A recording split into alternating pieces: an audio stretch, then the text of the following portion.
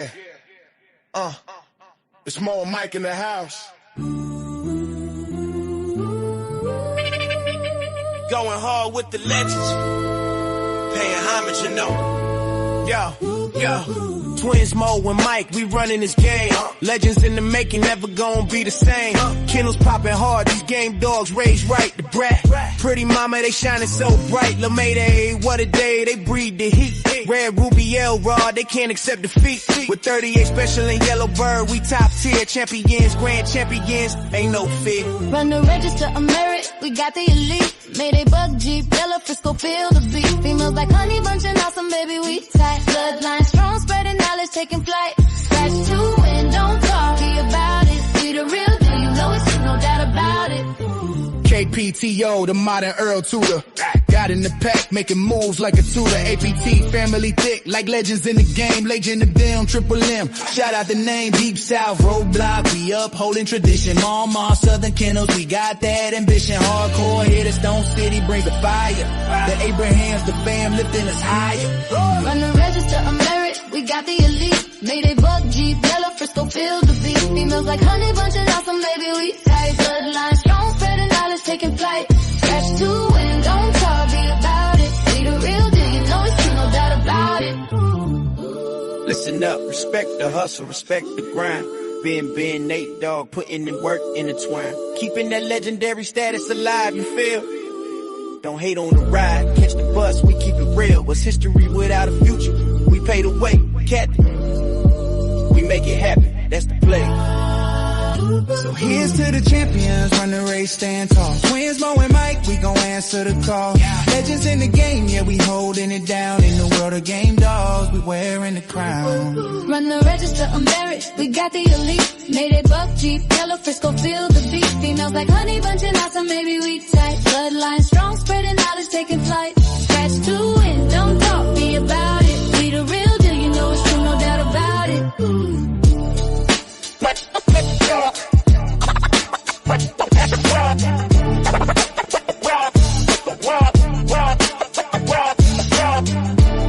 Shout out to Ohio Cash, the man with the plan, Rastaman Boom, schoolboy aka the. There's levels to this game. Develop your game. Develop your game. Develop your game.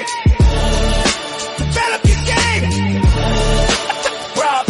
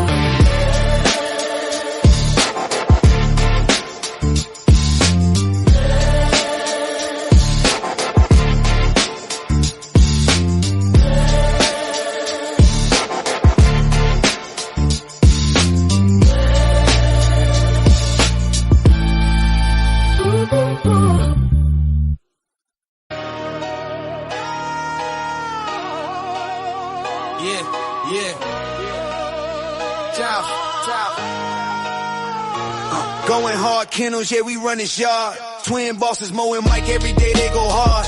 Line stack heavy like a deck full of cards. From yellow Mayday 8s, they bred real stars.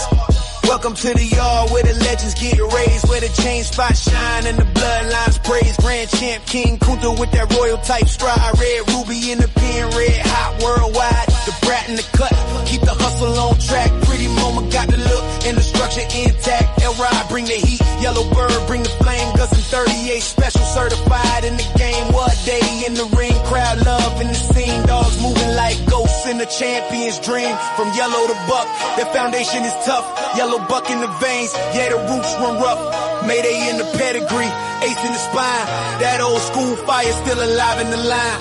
Twin brothers in command, pushing forward with pride. Going hard on the banner, let the whole world ride. Hard work in the yard every sunrise earn. Legacy in the dirt with every chain spot turn. No shortcuts taking, no champions bought. Just blood, sweat, time, and the lessons they taught. Going hard, Kennels, yeah, we run this yard. Twin bosses, Mo and Mike, every day they go hard. Line stack heavy like a deck full of cards. Yellow Mayday ace turning pups into stars. Sheriff Pal bought us in the game, stamp legit. Find them in tornadoes, pedigree, Hall of Fame, double grand champion. James Pogay, the formula showed how to build and sustain. Blueprints in the blood, yeah, the knowledge remain. T.O. our partner, Ohio Cash showed how to win. Turn losses into lessons, now it's trophies we spin. Mama, Triple M, deep south in the mix. Arsenal, Kennel, Stone City, solid foundations, no tricks. Hardcore, BLB up in the spec is 6. Yes,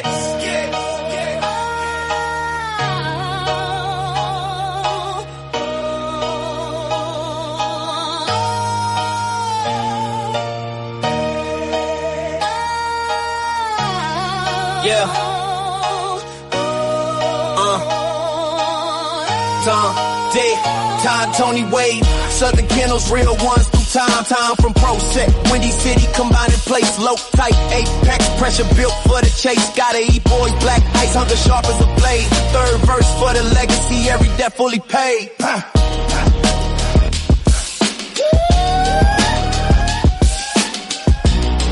Yeah, I said third verse for the legacy, every debt fully paid.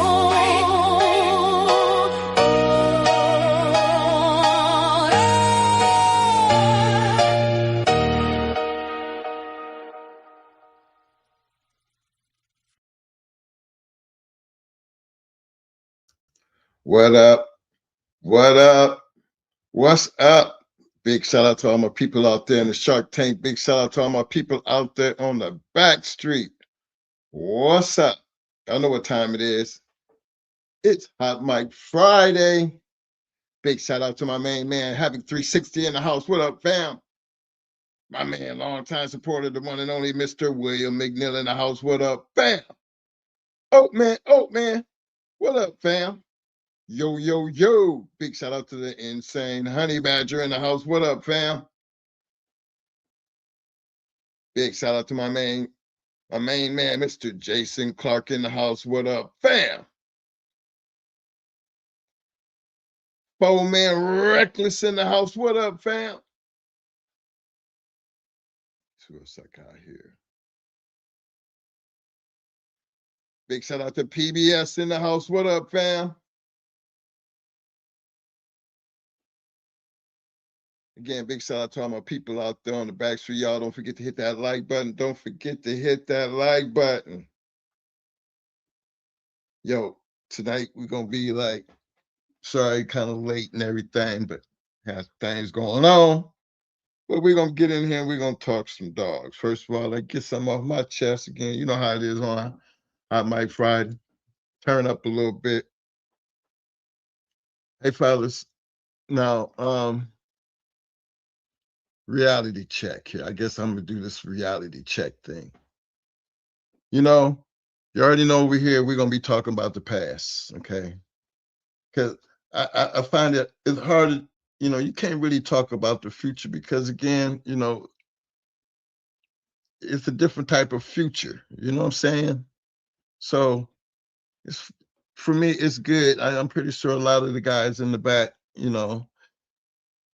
we all have our reasons why we come to these shows, especially this show. But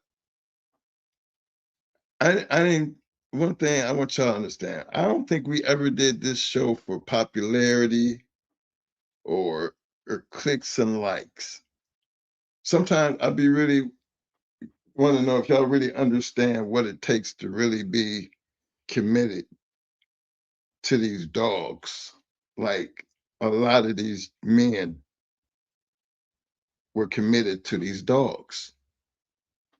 It's cool to sit back and listen to a lot of the stories, a lot of the people that came out of your area,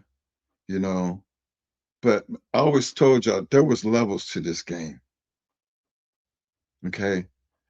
And I ain't knocking nobody's level, but there were some people who strive to be,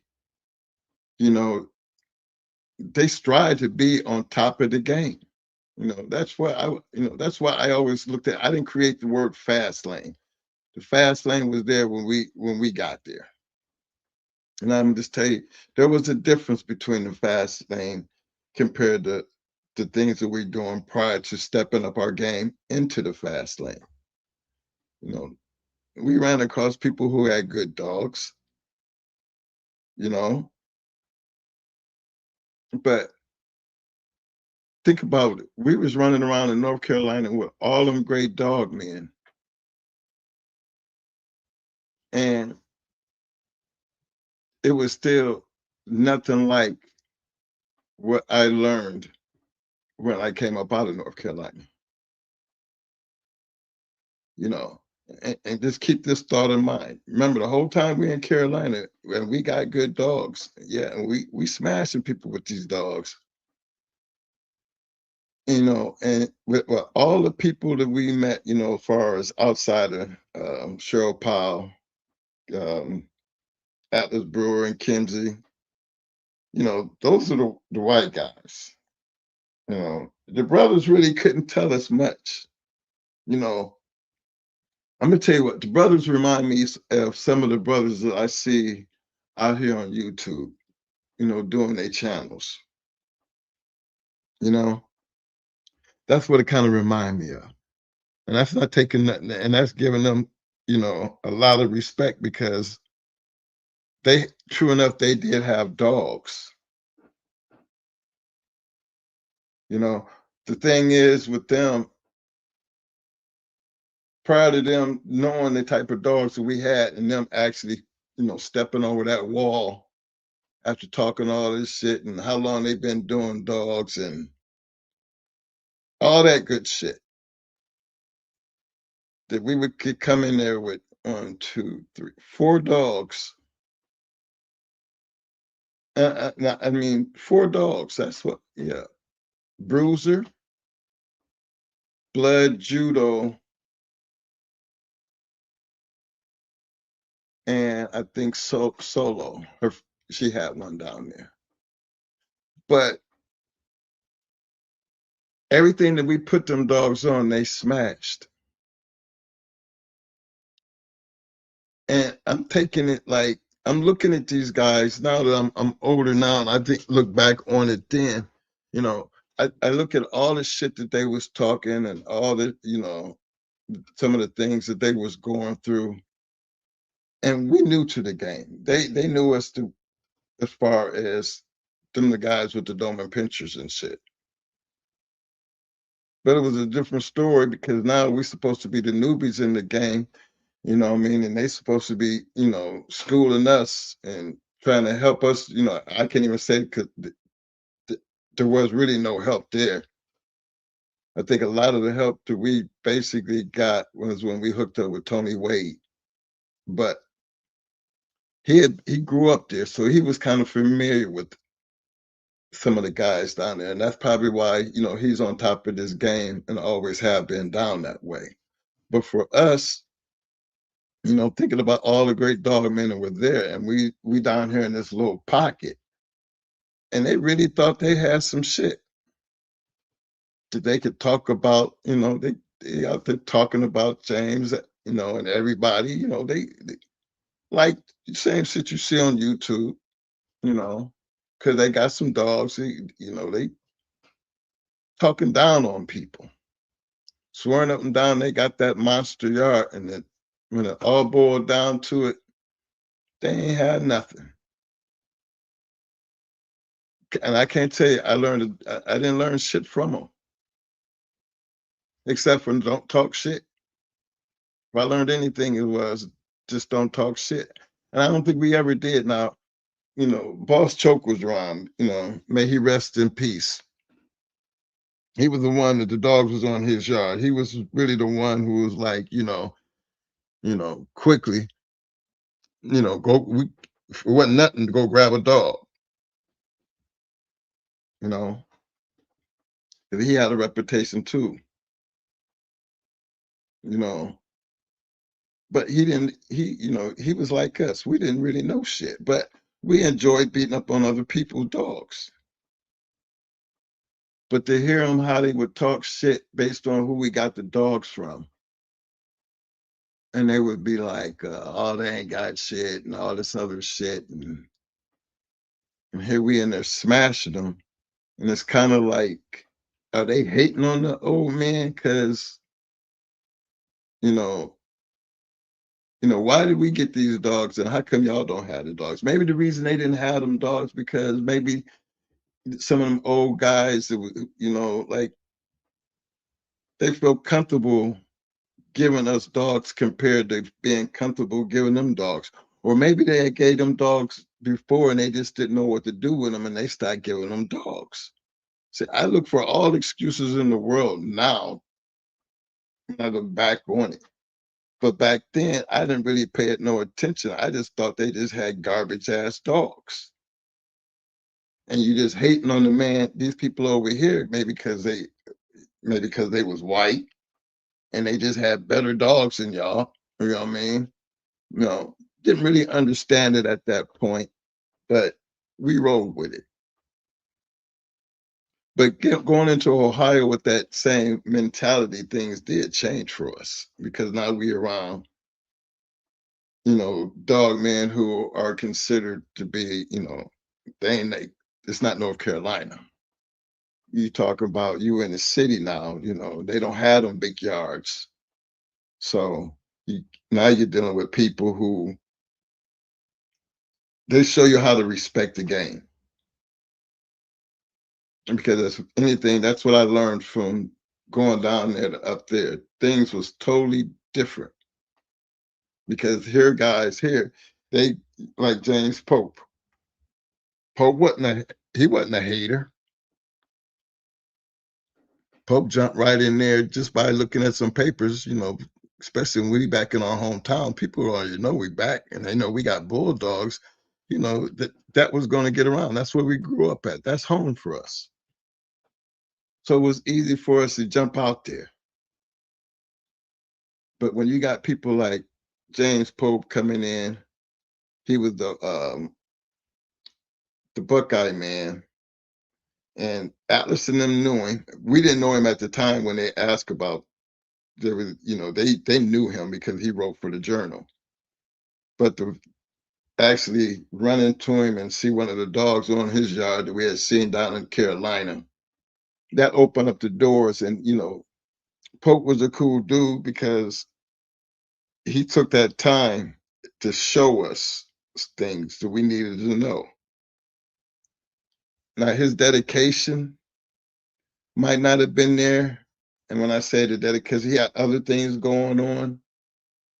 But as far as his knowledge and going out his way to make sure that, Mo and KP, he wanted to put them on the right track to understand, how to create better dogs, how to have better dogs, what you're looking for to have these type of dogs. Now, here's a man that's running around. He down in the white people's yard getting all types of shit and coming back to Ohio. So he know what he talking about because we done seen that part of the Carolina. And he's willing to get out there and help. And everything that he bought through there, he'd always make it a point to come by there and test it on that shit that we bought from Carolina.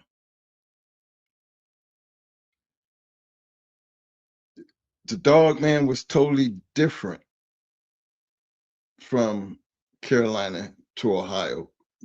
And I think it had a lot to do with the competition. Because the competition up in that area, unbeknown to us, it was stiff competition. Remember, we knew up in there. We don't have no idea what's going on up in there. But getting around and getting to meet a lot of them guys, you hear us talk about Ohio Cash, the Legion, Behinds, Johnny Hat. Them are just people, BLB. Them are just people right there in Akron. And then this with amongst that group right there, you getting out and you touching all avenues. Remember, that's where it started for us, the dedication. And first of all, and having the right dogs, and then watching them jump out in there in this thing called the fast lane. Meeting the Abrahams and McNasty and Big Ralph and Sean B. I mean, that's where the learning for us began, because now you're looking at real dog men. A little different than what you was dealing with in Carolina. You know, they was talking a bunch of shit. Didn't have shit. So now you're around a bunch of people, everybody got dogs, but everybody ain't doing a whole lot of talking. They're actually doing a whole lot of matching. So that's why we get a chance, we getting a chance to see great matches, because the competition now, oh, this is what that fast lane looked like, you know.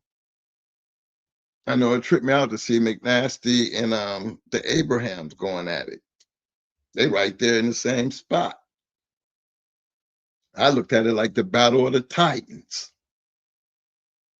you know?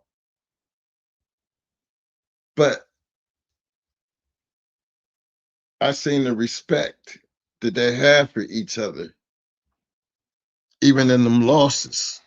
You know, y'all ain't nobody trying to run the city. Wasn't nobody trying to be the number one guy, because it would have been hard to try to be the number one guy up in some of them areas. You talk about Rochester, Buffalo, Maryland, Virginia, that DMV. I mean, even the Tennessee run.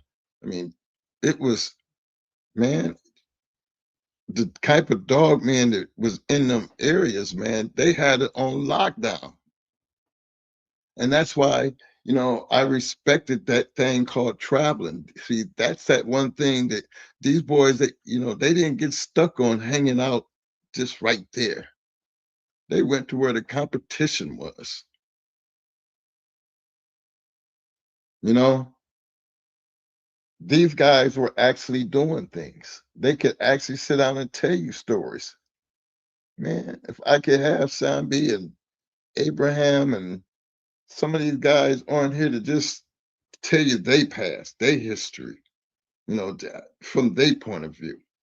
We give you a couple of them, but there's so many more of them that just don't do it. And then I sit back and I watch this YouTube shit.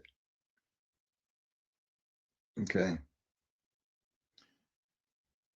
Everybody got something to say about everybody, right? That's my thing. I don't think it's levels to this YouTube shit. You know, it's just what it is. It's YouTube. You get on here, you create your content.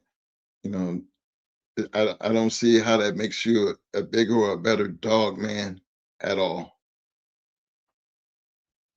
You know, what we share is our experience. You know, that's it. We can talk about our own experience, which leaves no room for us to talk about what other people had and what other people did. We could tell you our experience with these other people, but one thing I can truly tell you, that these people were very dedicated, and they understood that there was levels to this game, and they played this game hard. Now, I don't know what a lot of these guys did in their personal lives. Never ask them. But I know they was bulldogging. I know if they said they had something, you know, you can best believe that they was gonna have something. Now, whether you had something that was worthy of climbing over that wall with them, that was totally up to you. So when people go to talk about the quality of the dogs as this person and that person went into, I never looked at it that way, because most of the time the people who was in that fast lane, you know, your ass was gonna be in trouble regardless of who climbed over that wall.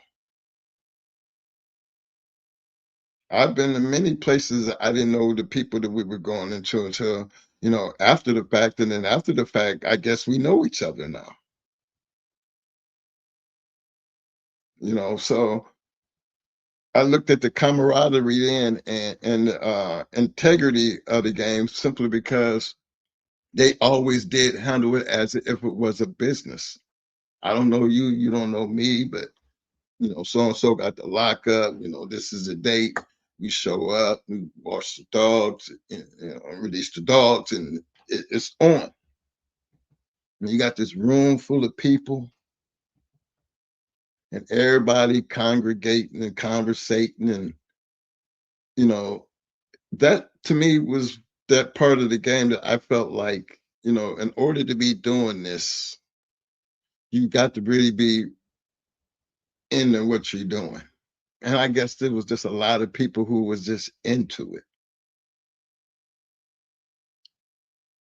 And when I sit here and try to have this conversation on YouTube, and I know the passion my brother has for this game, because he can't even tell you why.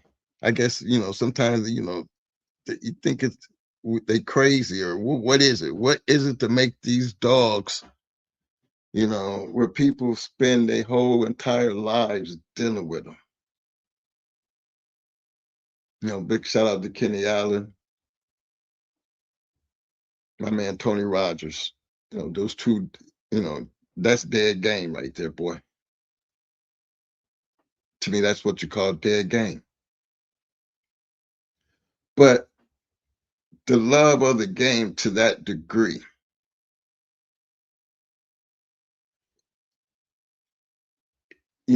how do you explain that? If you didn't know Tony and you didn't know Kenny, or you don't know some of these older dog man who's been spent all these years, and I ain't talk about the ones who just be like right there in that area, them certain ones, they just know right there in that area.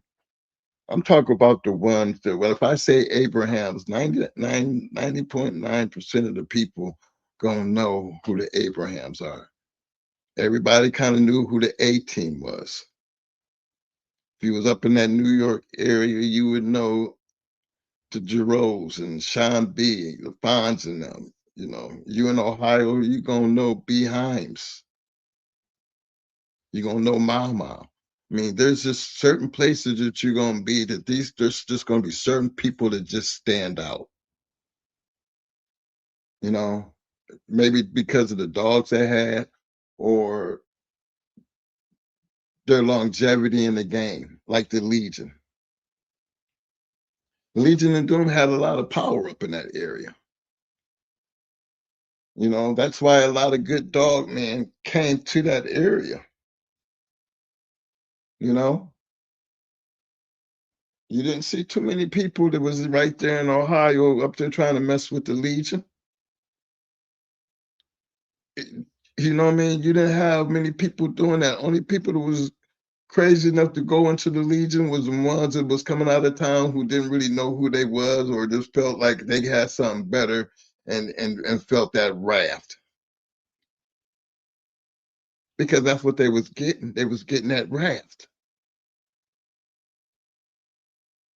But to me, that's that different level, because they didn't have to talk much. If it don't be for Cash, Ohio Cash, even McNasty, I got to give Miss McNasty and Mr. T, got to give them their shout outs, because they are really the ones that were responsible for us getting that, having that opportunity to even go into the Legion, to even get on that card, to be on such a big show. And I never forgot that, simply because it was a big show, and that was our first time, being in that type of arena, and getting the respect to where respect was due, because we got the best in show that night out of all them dogs. Now, Was they biased because we beat the Legion? I don't know. Because we didn't beat the Legion. Mikey beat them. But it was the respect. It wasn't nobody talking shit about the new guys.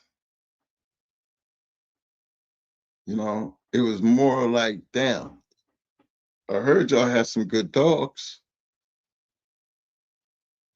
Y'all beat a damn good dog, you know?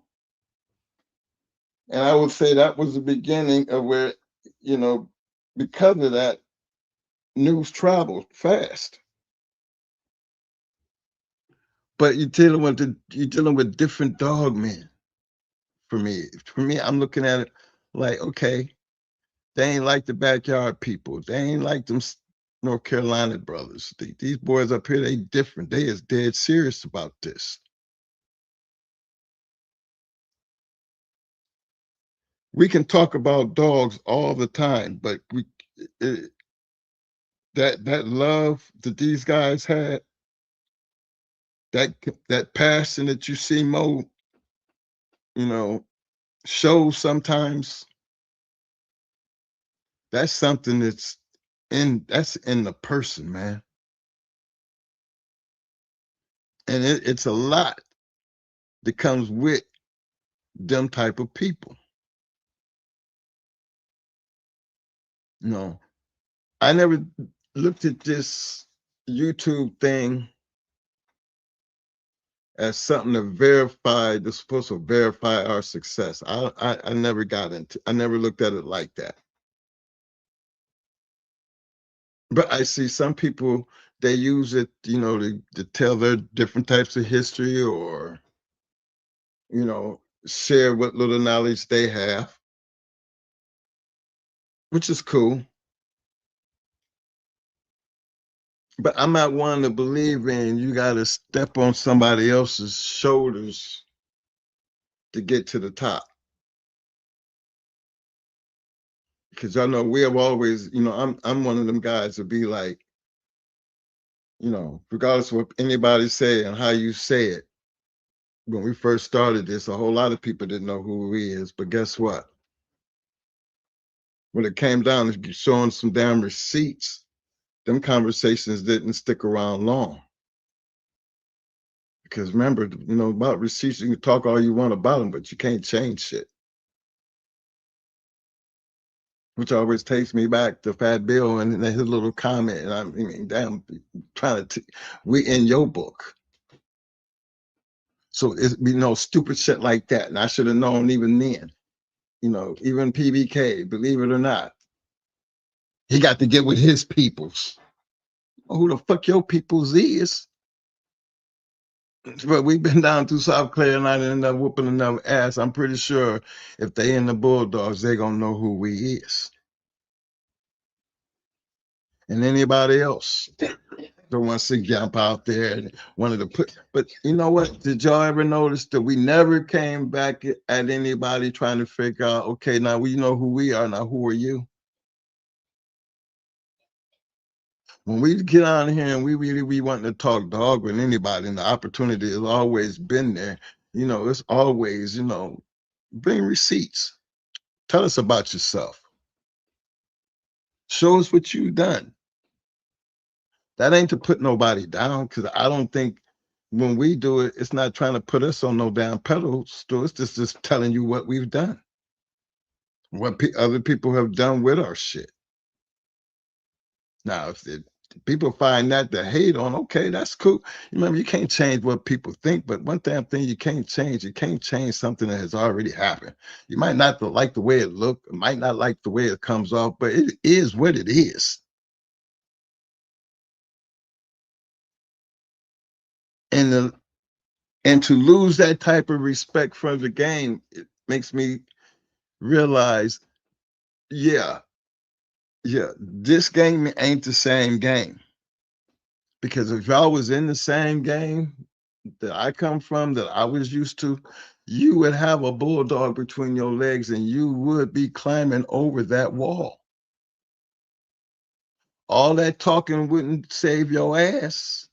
You would either climb over the wall or you would just shut the fuck up. See, it's easier to sit back and talk shit on people. But I don't think the dog game was ever meant to be that way. Too many matches, too many great matches, too many great men, too many great dog men, too many great everything to be sitting back, you know, trying to be the top of the mountain, didn't think somebody wasn't going to be coming after you. Yeah, it's easy for a lot of y'all to sit back and, well, he didn't do nothing.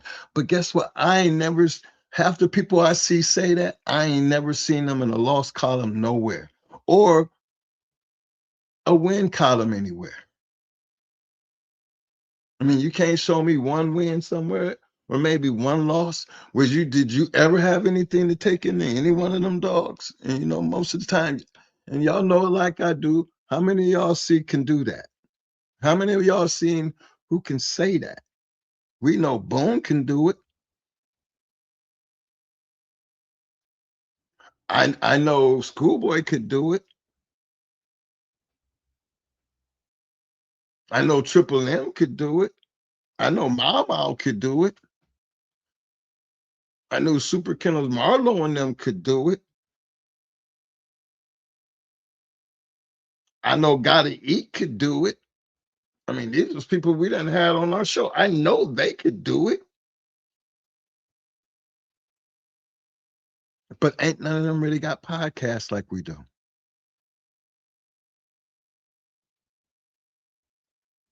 So I understood there is a difference between y'all's now and our then. That's why we stick to the then. You know what I mean? Because this now shit is not the same type of shit because it's easy to talk. I just don't understand how people could let talk, you know, be that thing that makes you. What happened to all the work? See, I know why those guys back in the day were so dedicated to what they was doing because they love that work. They love the fact that, you know, when they put in that work, you know, and that dog win, you know, that meant something to them. That dog got the best treatment,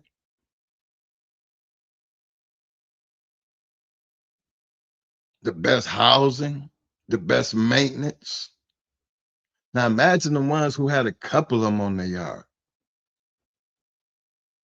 And now we've been around, you know, been around to a lot of yards. Been to a lot of yards, fellas. Our yard was nothing compared to some of the yards we've seen. So you have to understand where we found it a great honor for reputable dog men to come to our yard and want some of our dogs. That's an honor. Now you think we was gonna get them, we're gonna send them away with some bullshit? For all them guys who had our dogs and done something with them, trust and believe, they knew what they was getting when they walked away from that yard. And most of them that walked away from that yard and realized what they had, they always made a way to come back. Well, how would you do this and how would you do that? What do you think about me doing this or what do you think about me doing that? And them same guys would line us up to be able to go get some of the great breeders that we were able to get.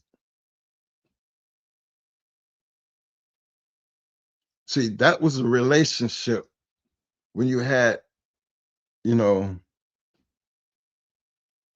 dog men who think the same way and feel the same way that you do.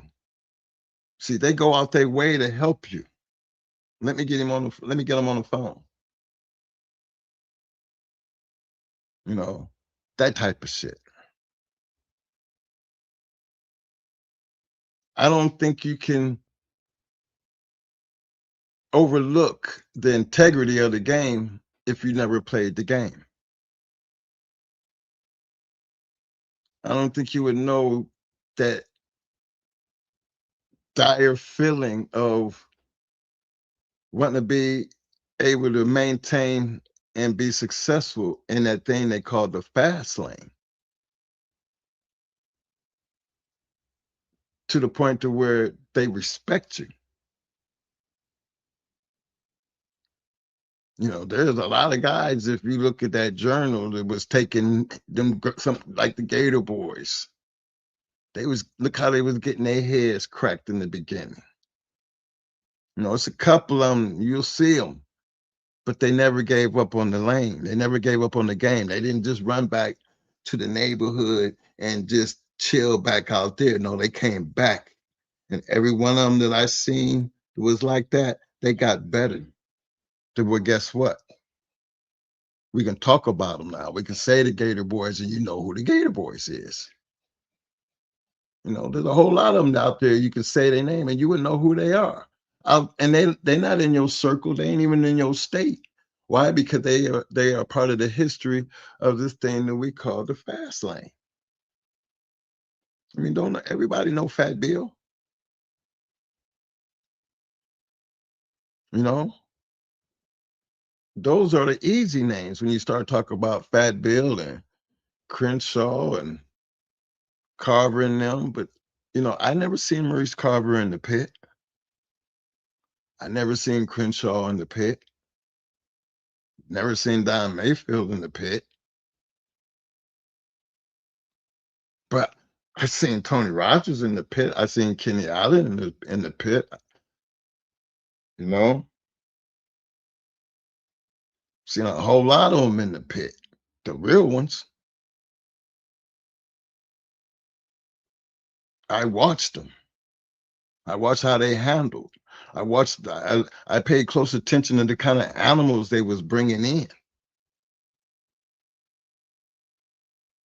You know, how you gonna understand what that actually feel like if you never done it?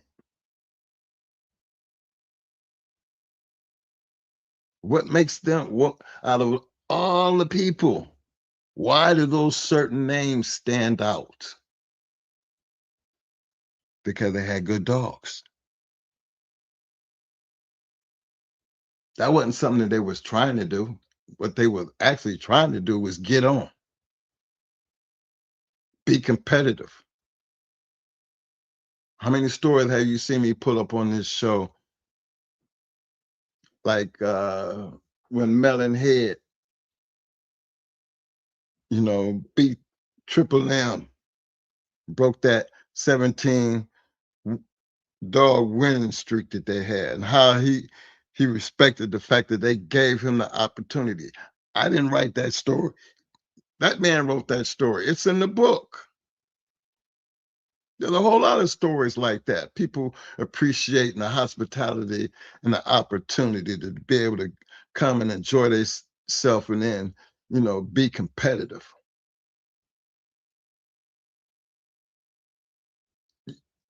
Unless you've done that, you wouldn't understand what that's like. And I ain't to put nobody down. That's just being real. I mean, I call it reality check. If you ain't never played professional football, then you just wouldn't know what it's like. Because I think professional football is a little bit different than college football. Sure hell different than high school football. You know, I used to wrestle for high school. High school wrestling was nothing like Marine Corps wrestling. Nothing like it. Because now I'm wrestling people from all over the damn world. I'm wrestling grown men. Been doing this for quite some time. Here, I think I'm bad. No, there's people out there better than I am. Now I got to adjust myself and put in the work to get on their level. Because I'm not on their level. I understood that quickly.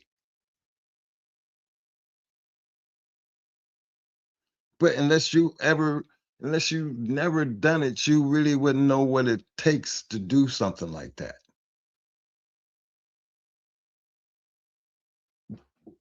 how deep you got to dig to bring that party up out of you. See, the dogs can't do it by themselves. See, the dogs need people like that to bring the best up out of the dog.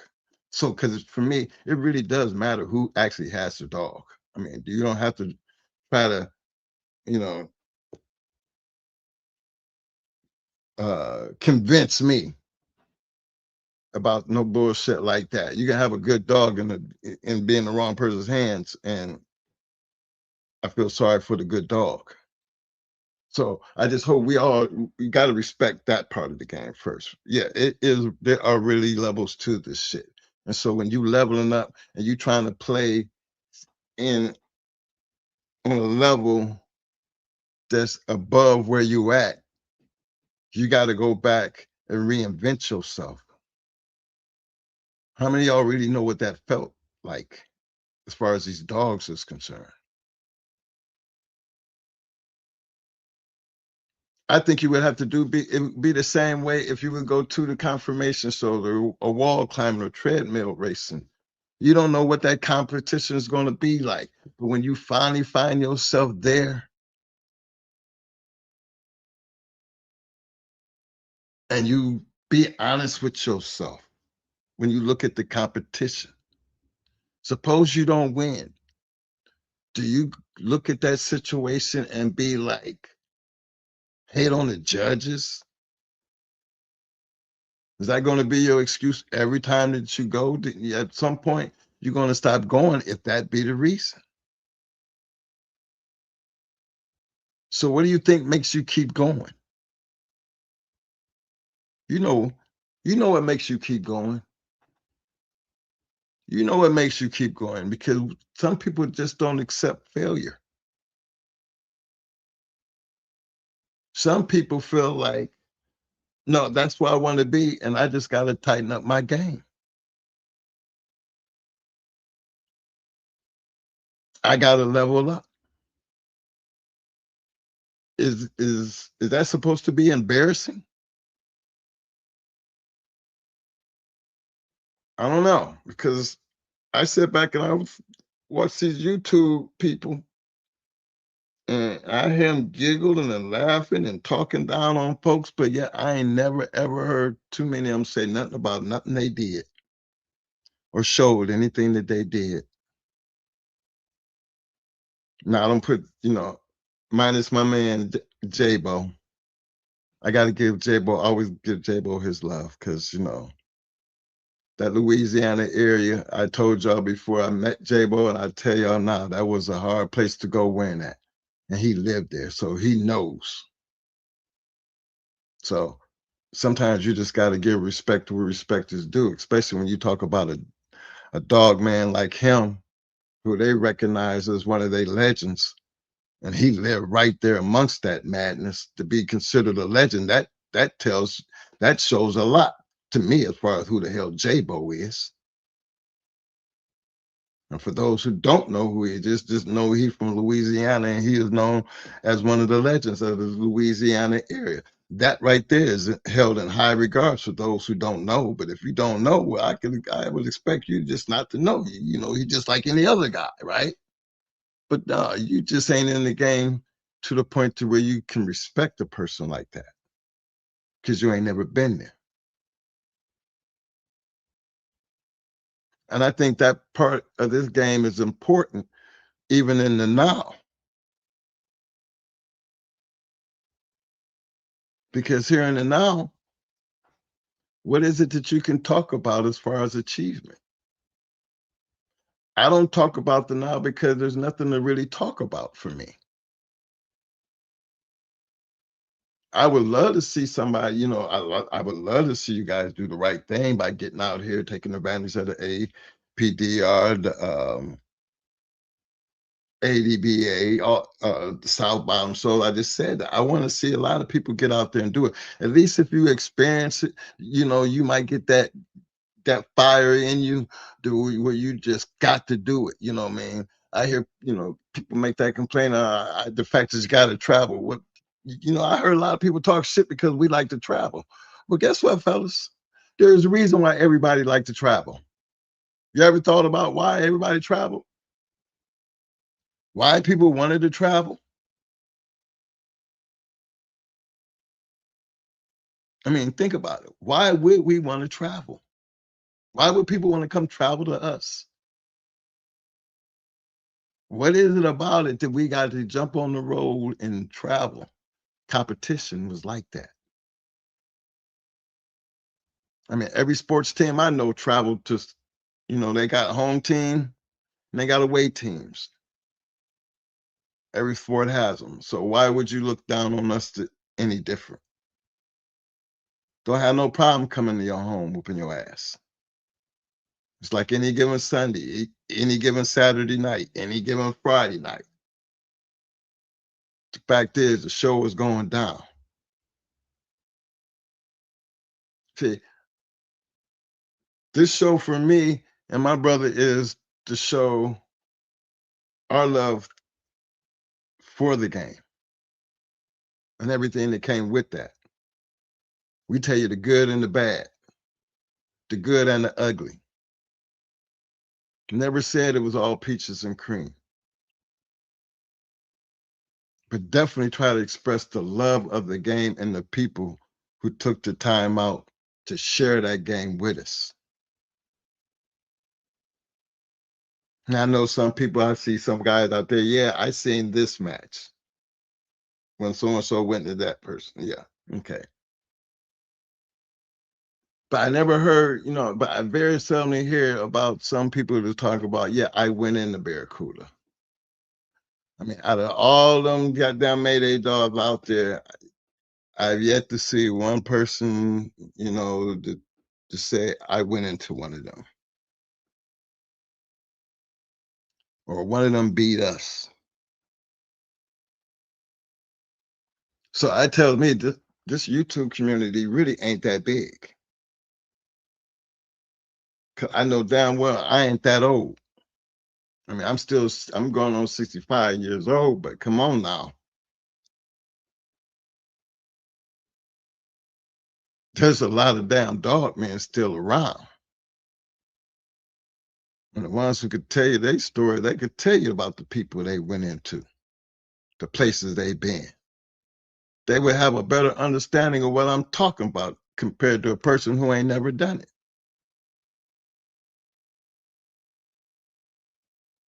I just be wondering, what can you learn from a person who have never done this part?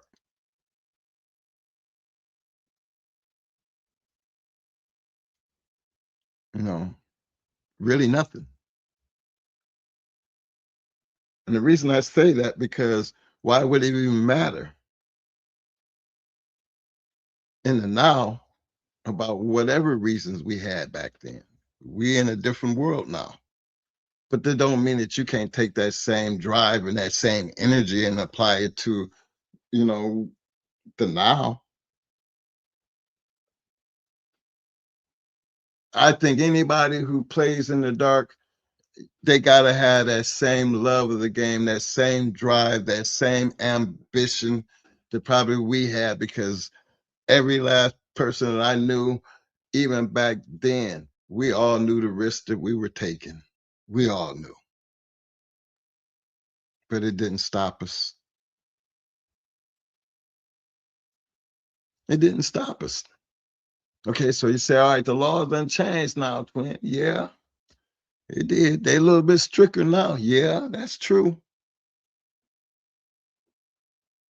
That's true. But what can I say? Except for the game, that part of the game has survived over many years, and it will continue to survive. And I think a lot of the great dogs are still going to come from the basement.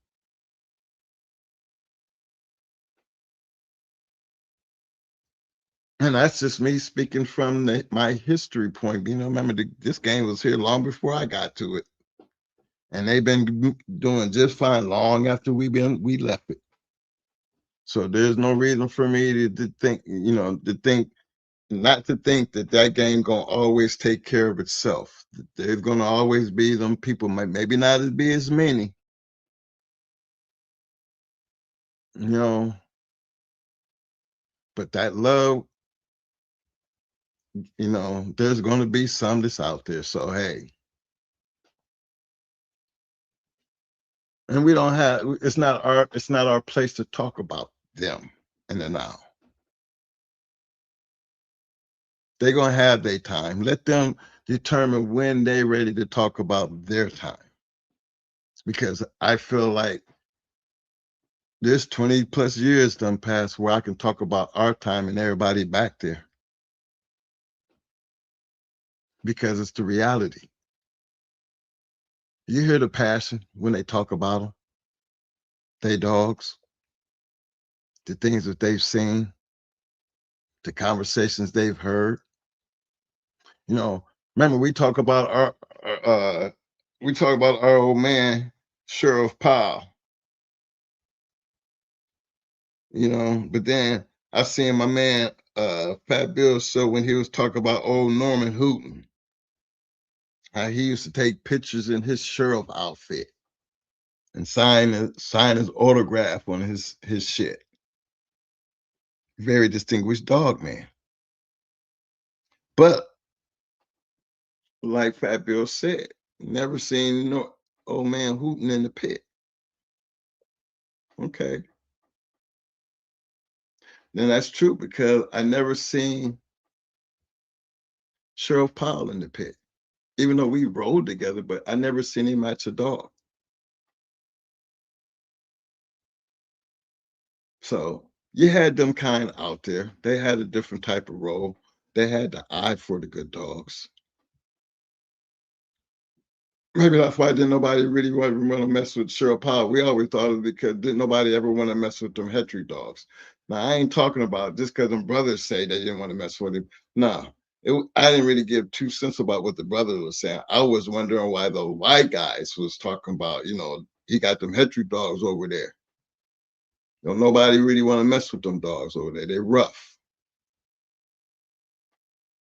So I'm sitting here looking at Cheryl Powell and this yard of dogs, he got to everybody respect, you know, that these guys on this level, how much they respect him and his dogs.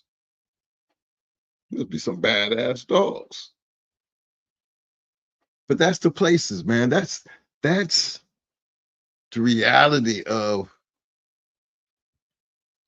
when we talk about YouTube and talking about the things of the past. If you've never done it, then you know it's understandable. But what's not understandable is how can you hate on anybody, regardless of what they did, if you have never done it? That part right there just blows my mind. It does. Because I would think that, you know, and I'm just taking it from my, you know, this is my opinion. If you have never done something before, it wouldn't take me long to realize that you have never done it before. You know, this game is one of them things. It's like might be a question you might ask or a conversation I'm having, and you know, most of the time you can almost read through, you know, somebody who faking their way through something.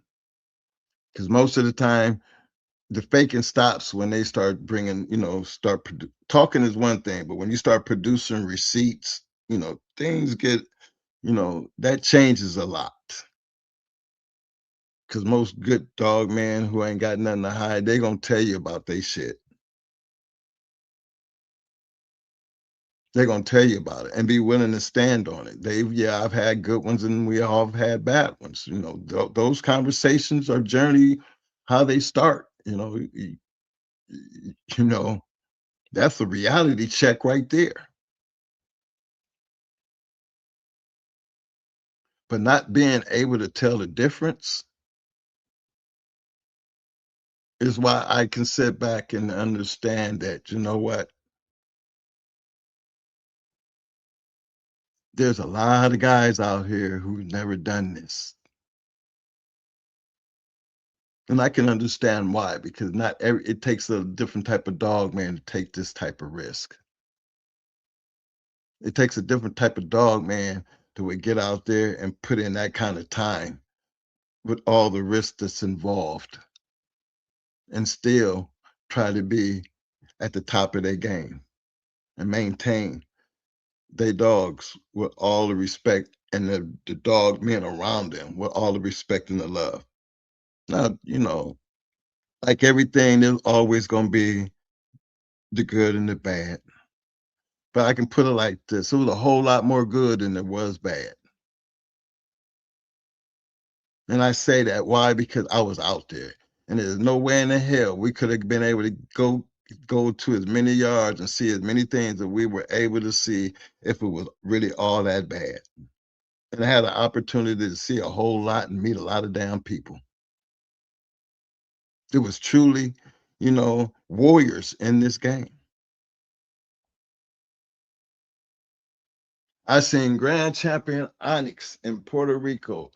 Now I know Onyx was supposed to be an old ass dog, but man, to be able to see a dog that I had seen in the journal and seen people talking about, to be actually standing there looking at this dog and how good that this dog still looked at that age.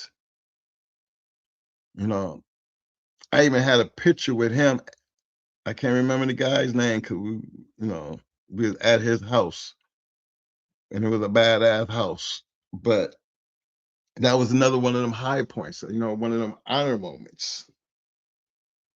That I'm taking a picture with Grand Champion Onyx, the dog that you hear people talking about that I read in books, and I'm standing right here with the damn dog.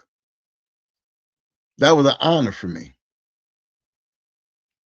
It was an honor to be out on Stone City's yard, walking down there looking at old, you know, that crazy ass Champion Nico and Grand Champion Yellowbuck.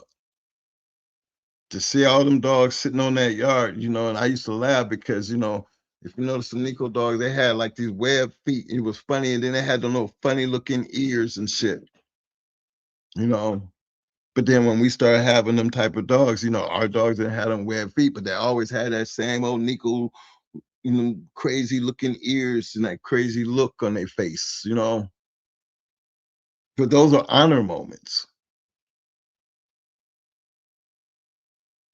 See, when you've done things, you have a lot to be, you know, appreciative of. That's why we always seem to have a lot to talk about, because we did appreciate every moment of it, because not everybody had that opportunity.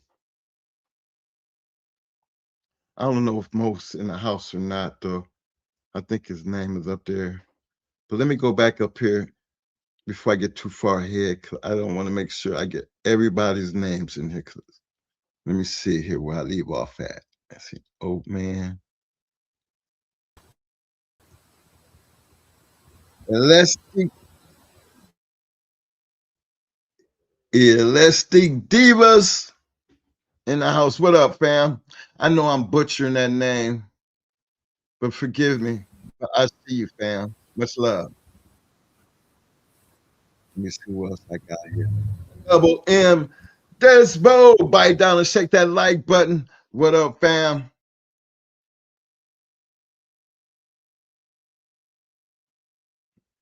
My man PBS, he said, twin, you see Trump pardon Nate Newton? Nah, I didn't know that, PBS. I know Nate. I think Nate used to run around with, if I'm not correct, I think he used to run around with Crenshaw. I remember when Nate got hit with that 50 pounds of weed, though. Yeah. See, there's a whole lot about that whole NFL thing that you don't ever really hear people talk about. But you know damn well, we talking about Nate Newton. Come on, man. I could tell you about a whole lot of people. But Nate, he was on a different type of thing. You know what I'm saying? Nate was a hustler, and he was bulldogging.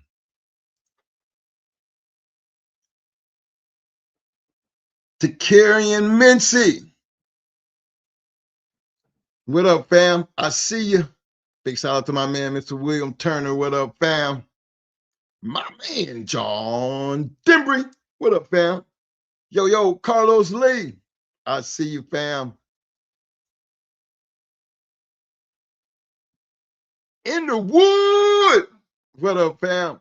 Big shout out to my brother by another mother, my man, Simplified Pit Dog in the house. What up, fam? Let me see. My man, Mr. Frederick Hosbob in the house. What up, fam? Big shout out to Union County Kennels in the house. What up, fam?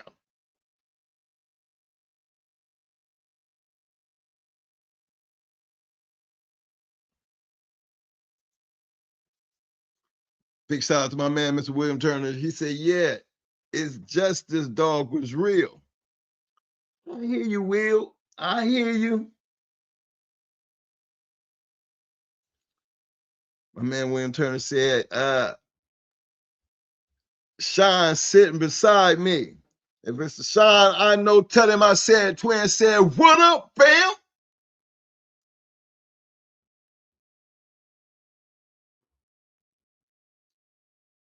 Yeah, y'all like that Justice Dog. But then that's why you always hear us talk about big shout outs to my man, Sean B. Man, how you gonna not be up in that area and don't talk about Sean B, man? Come on now.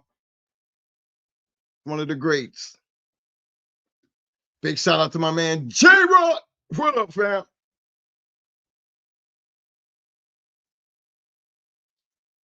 Hold up, Will. Let me get you in here because I don't want to leave that out because I mean, you hear us talk a lot about them boys up that way. Taking Champion Justin to New York was something else. And you know that the dogs in New York were on another level too. You had Captain America, Ming Man, Stone City, Gator Boys, Laz 187, Tension Turf, all fast lane. And you are correct. That goddamn Rochester, Buffalo area up in there wasn't no joke, man. But then you would have to be there to understand that and know that. That's why I give them such a big, man, how you not going to be talking about the game and leave them out? I get a DMV the same type of love, man. There's certain people in them certain areas that they just want nothing to be playing around with. I mean, they was that real life and they didn't have no problems opening their door for you to come in or come into your house and knocking down your door. That's right. That's that real fast lane shit. People, and some people just, I don't know.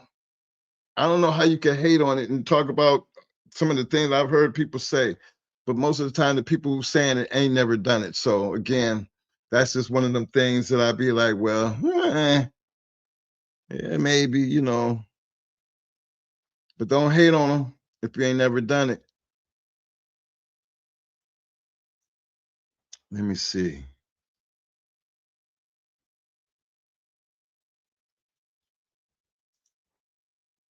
My man Pit Dog said, a lot of New York Pizza Man, STP, Brooklyn Knights, Team USA, Shady Days, Brick House, Paper Chase.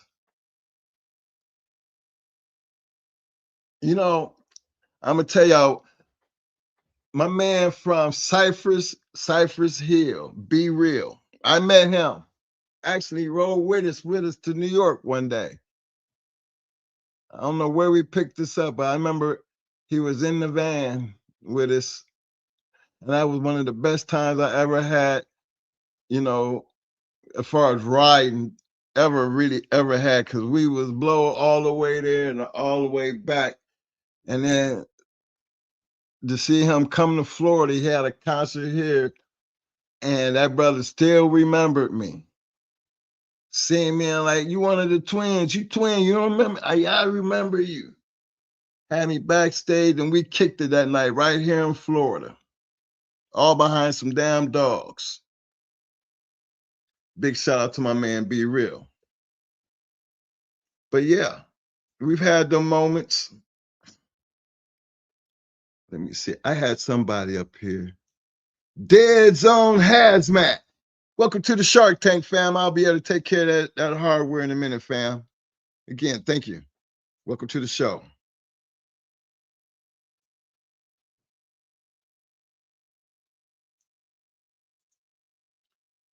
William Turner said, straws, yeah, but wish we would have got some more sticks with him when he was alive. You know, man, if you think about it, back then, I don't know, man. I do not.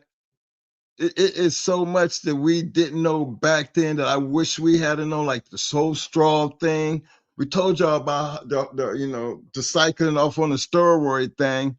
Remember, even with all that time we spent in the game, our heads were so stuck up in our asses trying to match dogs that we weren't really paying attention to shit else. And that's being for real. And to know that these things were out there and they were available back then. But it just, I don't know why really wasn't nobody talking about it or doing it. And I primarily, based that on the circle we was around, because not too many people that we was around were breeders. And that's another thing. Y'all hear Mo talk a whole lot about a lot of the things that we didn't do that we should have did, and some of the things that we did do, how it hurt us in the long run, because we could sit there and tell you why we wasn't having puppies and some of the breedings we made, because goddamn, I'll show you the one where Buck Rogers was being bred to Shaquille, and you look at Buck Rogers and you could tell that he had not too long, when that happened, he had just been matched. You could see he's still healing from that. He still has some of the scars on it, hadn't healed all the way up. So,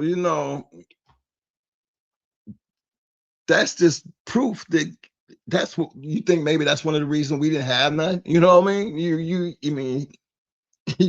You're breeding him, and he ain't been, 2-3 weeks from his last outing, and you out here breeding him already.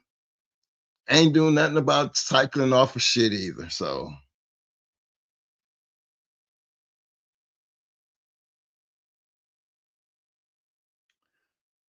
Well, I don't know how y'all did it, and Sean, he was kind of, he was known to be a good conditioner. A lot of them boys up there. I don't remember if Sean remember that dog Jughead, and I can't more. He know the people who had Jughead. But when we went to New York, we beat Jughead, but Jughead wound up picking up his championship anyway. But met a lot of good dudes up there in that area. So yeah, we didn't have no problems going up in there. And you had your hands full.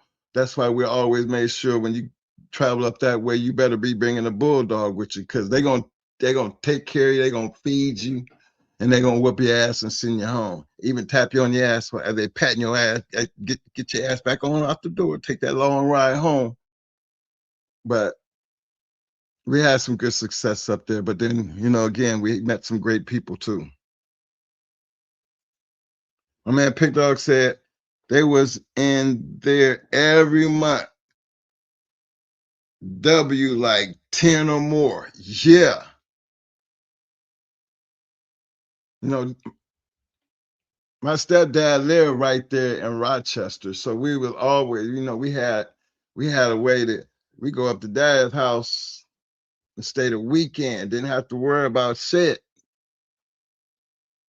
Dad always there. How y'all do? We did all right. But yeah, Dad was right there in Rochester, so that gave us a chance. And then we got family over in Lackawanna. So yeah, we always had and still got family up that way. So we always had a reason to hang around in New York. A lot of great dog men up there. And I don't know, it sounds crazy because you would think New York, they ain't got them big yards. But guess what? That's what made it so dangerous. because anything that they did have or they was feeding, it was going to be about that life. I mean, common sense is going to tell you. They ain't sitting at there feeding a bunch of bullshit, man.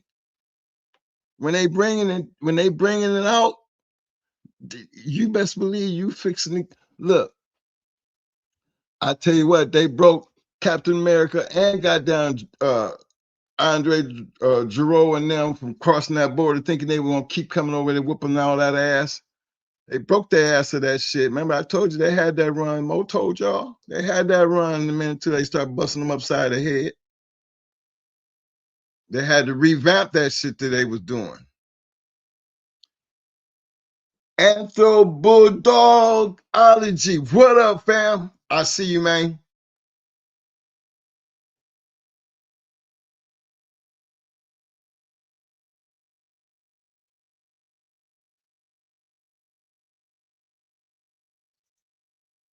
I feel you on that one, Will. He said Ming Man didn't let too many people get his IBM stuff. There's another great dog, man, that doesn't get his recognition.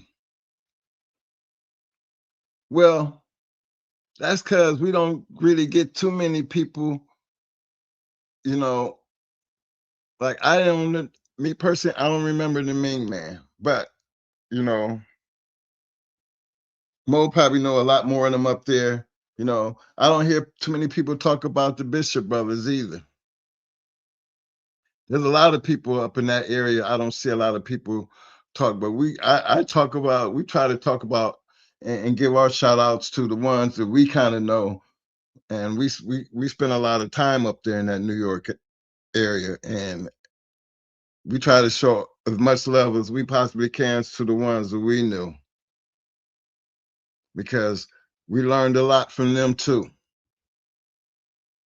Because one damn thing for sure, cold or hot, you know, and I'm talking about up in that area. We was up there, damn it, you know, we had to pull over the damn. The snow was so bad. It was like a damn blizzard, but we still made it up there and had a nice time and stayed and came back the next day.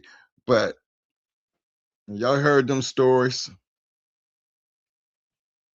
You heard them stories.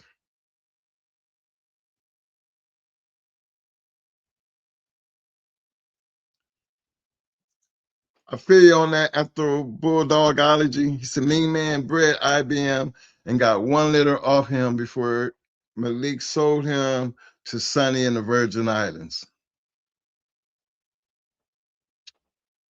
That's true. Let me see who else I got here.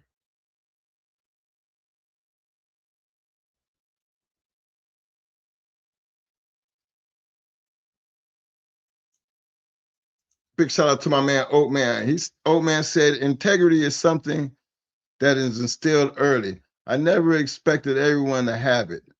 A great mediator was needed so that cooler heads prevailed in times past.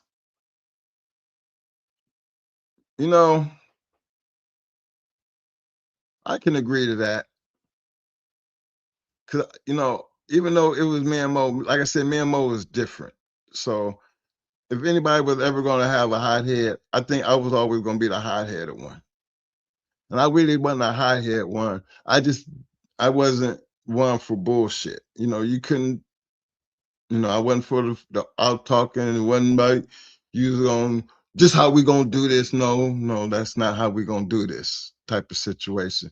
Because sometimes, you know, people think they can just bully a situation, you know, especially if you go into their house, they trying to make things the way this is. No, it ain't gonna be like that. You know, sometimes you gotta be able to agree to disagree, but in order for anything to go down, we're gonna have to agree on something. So we might as well start now. So it was always a good means to the end. Cooler heads always prevailed. That's why we were always climbing over the wall. You know, that's the whole purpose of why we're here. You know, regardless of what we feel and how everything's going down, any problems we have, we're gonna have it all worked out, because we got a group of people up there waiting on us, and that wall it needs our attention. So I don't think I've ever had any point to where I couldn't get it fixed at the scale. One time, I would say 2 times. When a person realized it was us and then they was arguing about, they didn't want to do it because it was us, like it really mattered. And for me, I didn't feel like, why would that matter? I mean, why would you care who the hell it is? I thought we was just discussing weights. That was something that was tripped out. And I didn't know IBM, I didn't know they, Malik and them was doing that much breeding with IBM. Cause never really heard of too many dogs that would offer him. But I can imagine, because he was around enough for the right dog man up there that they probably would, they knew what they was doing with it. Let me see. Hey Mo, hey, big shout out to the Mad Doctor out there. What up, Mad Doctor? Damn. My man Will said, I never had the problem with Justice or his offspring or the BST stuff, but different stuff had different traits, right? I thought the handicap stuff was skittish and a bit on the grr side. Okay. Let me see who else. So I know when I got dog men in the room, because a lot of these conversations, y'all be like, y'all might be lost to, but I know these people because they mentioning shit that it's the obvious. My man Anthro-Bulldogology said, I noticed the Black Order dogs have more Eli traits. Justice looked more Bolio. Rebred Ma Barker to him. How them puppies turn out though? Anthro?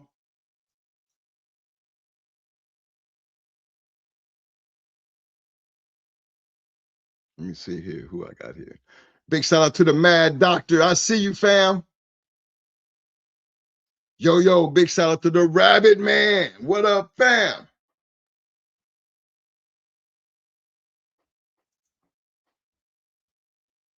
My man Will said, Anthro, we bought and we went through a whole yard. Percentages were low, but when you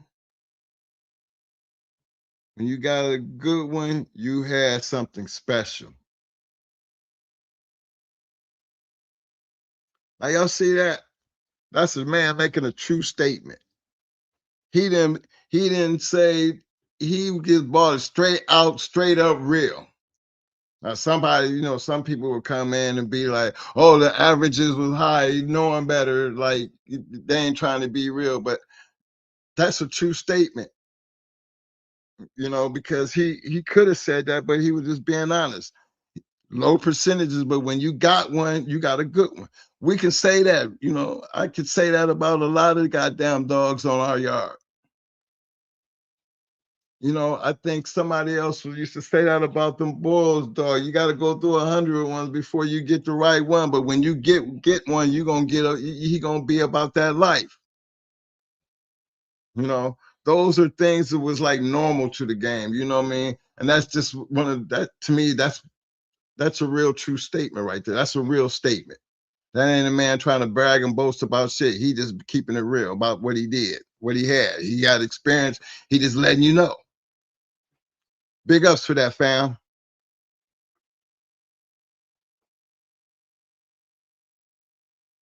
My man, the Mad Doctor said, but it was West versus East for sure, Anthro. Black Pass Jr. Part 3 card show. He was first. McNasty handled champion flash. Never got be shown in a female. I don't know. I'm just butchering what you're trying to get, but I understand where you're going with that, Mad Doctor.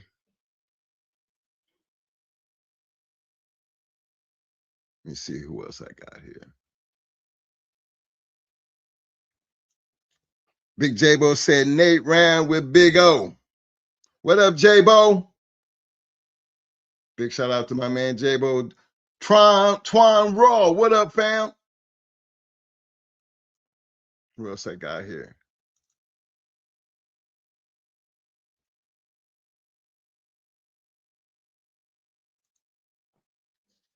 Anthro said, yeah, man, it's on film. The east side stand on east side of the box and vice versa west. Neutral heads on the other side and zero sportsmanship. Rand put a handling clinic on Rat Nasty. Okay, that's a new one. He called him Rat Nasty. Okay, I feel you. Anthro, you shooting him across the bow, fam. Big shout out to my man Kalina Go Kennels, aka Beer and Bulldog. What up, fam? He said, don't forget airtight kennels across the river. Y'all know.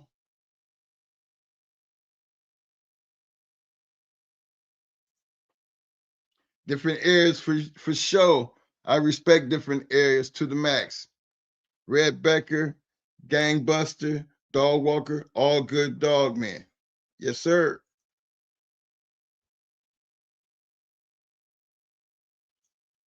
Let's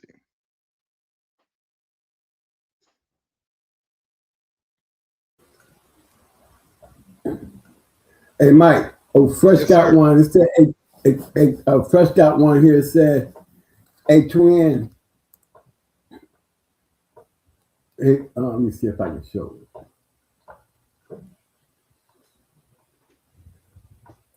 I'm trying to find Fresh. Fresh had one. I'm sorry, my bus. I just had it. He asked, all right, yeah, I got it right here. It said, what breeding you wish you could have made back when you was in it? There was two breeds I made that didn't have pups. That was Buck Rogers to Sarah Kell and Buck Rogers to the shit. Those were two breeds that I wish I could have got puppies. And in both instances, you know, I bred him, and you actually, I got pictures of the breedings, and you can tell that, you know, Buck Rogers was still healing. So, you know, I made those breedings shortly after campaigning him and winning with number 2. But those two breedings right there, I really believe that we were going to get some bulldogs. The breed was perfect, and they had the perfect dog. Sarah Kell was already producing. Sarah Kell was litter mates out of the second breeding of Yellow Buck and Miss Nico. Buck Rogers' daddy was out of the first breeding of Yellow Buck, Miss Nico.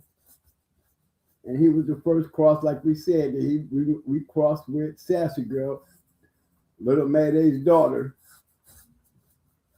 that created Bebe and Buck Rogers, the first Mayday Stone City cross.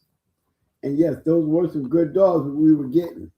But I really believe that if we had got that breeding off with Sir Kell and Buck Rogers, we'd have had some shit. And definitely with Buck Rogers in the shit. Because all that it took was give me one out of each one of them. I would have been happy with one good dog out of each litter. Wouldn't care if it was a male or female, because what would have came out of that, I know would have been the shit. You know, you just knew based on the breedings and how I learned how to breed, basically, like they were breeding their shit anyway. They continue on, like Stone City, they continued on breeding good dogs. Like Hardcore, they continued on breeding good dogs. This shit came down off of a bitch that ProSet gave me. Naya, who was off of Nico, bred to Champion Sugar. That's Champion bred to Champion. Champion Sugar being bred to Champion Nico. You know?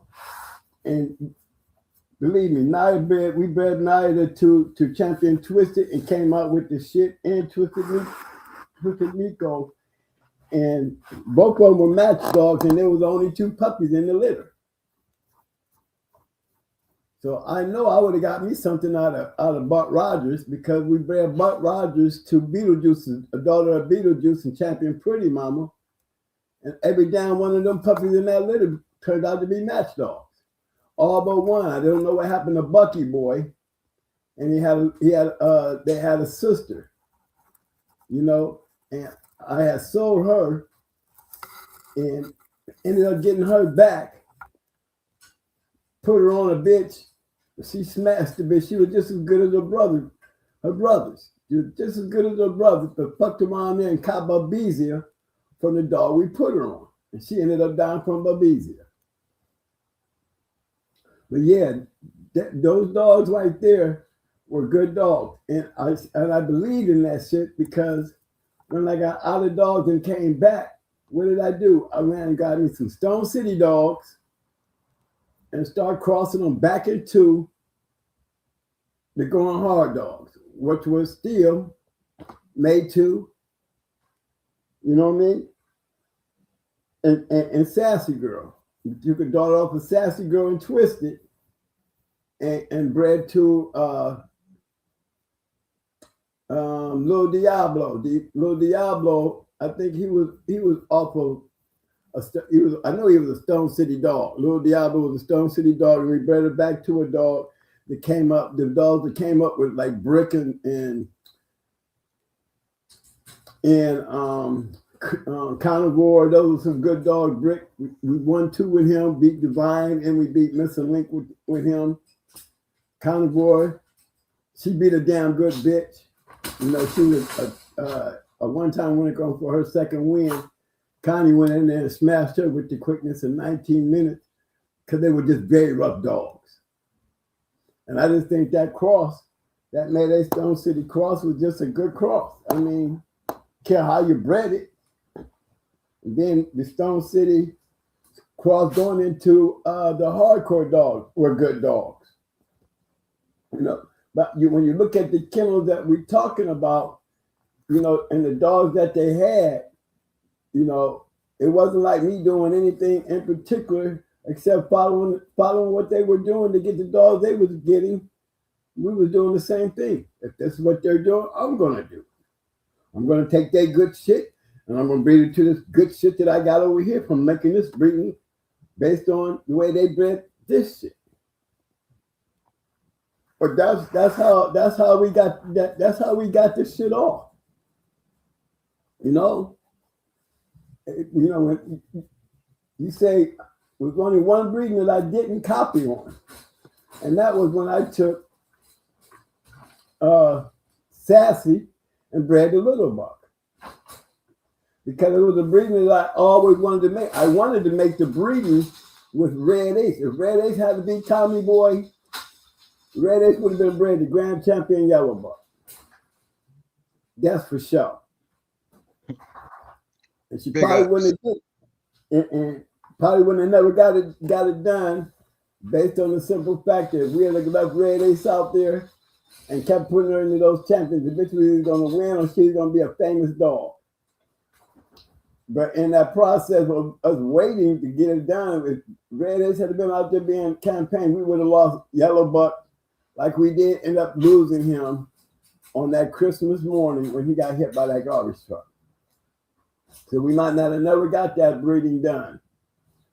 But the breeding I really wanted to make was Red Ace. Like I bred Red Ace to Mayday, I was going to take Red Ace to Yellow Buck. But then I didn't get it done. I took Yellow Buck's son and bred to Sassy Girl, who was off a Little Mayday, and got Buck Rogers and got Buck Rogers and Baby. And out of that litter, Yellow Day, he got stolen along with Champion Max's little mate brother. Both of them got stolen on my yard when they were stealing dogs. 2 good dogs that I wish, you know, that they had never got away because they were good assets to the yard. They were damn good dogs, and they were surely match dogs. You know, so Buck Rogers had a little mate brother who was Yellow Day. Yellow Day was every bit good as Buck Rogers. Max had a little mate brother. I actually had a brother and a sister to Champion Max. And Champion Max lost to Cochise. That's where he lost his grand championship from. But he was a grand champion at one time.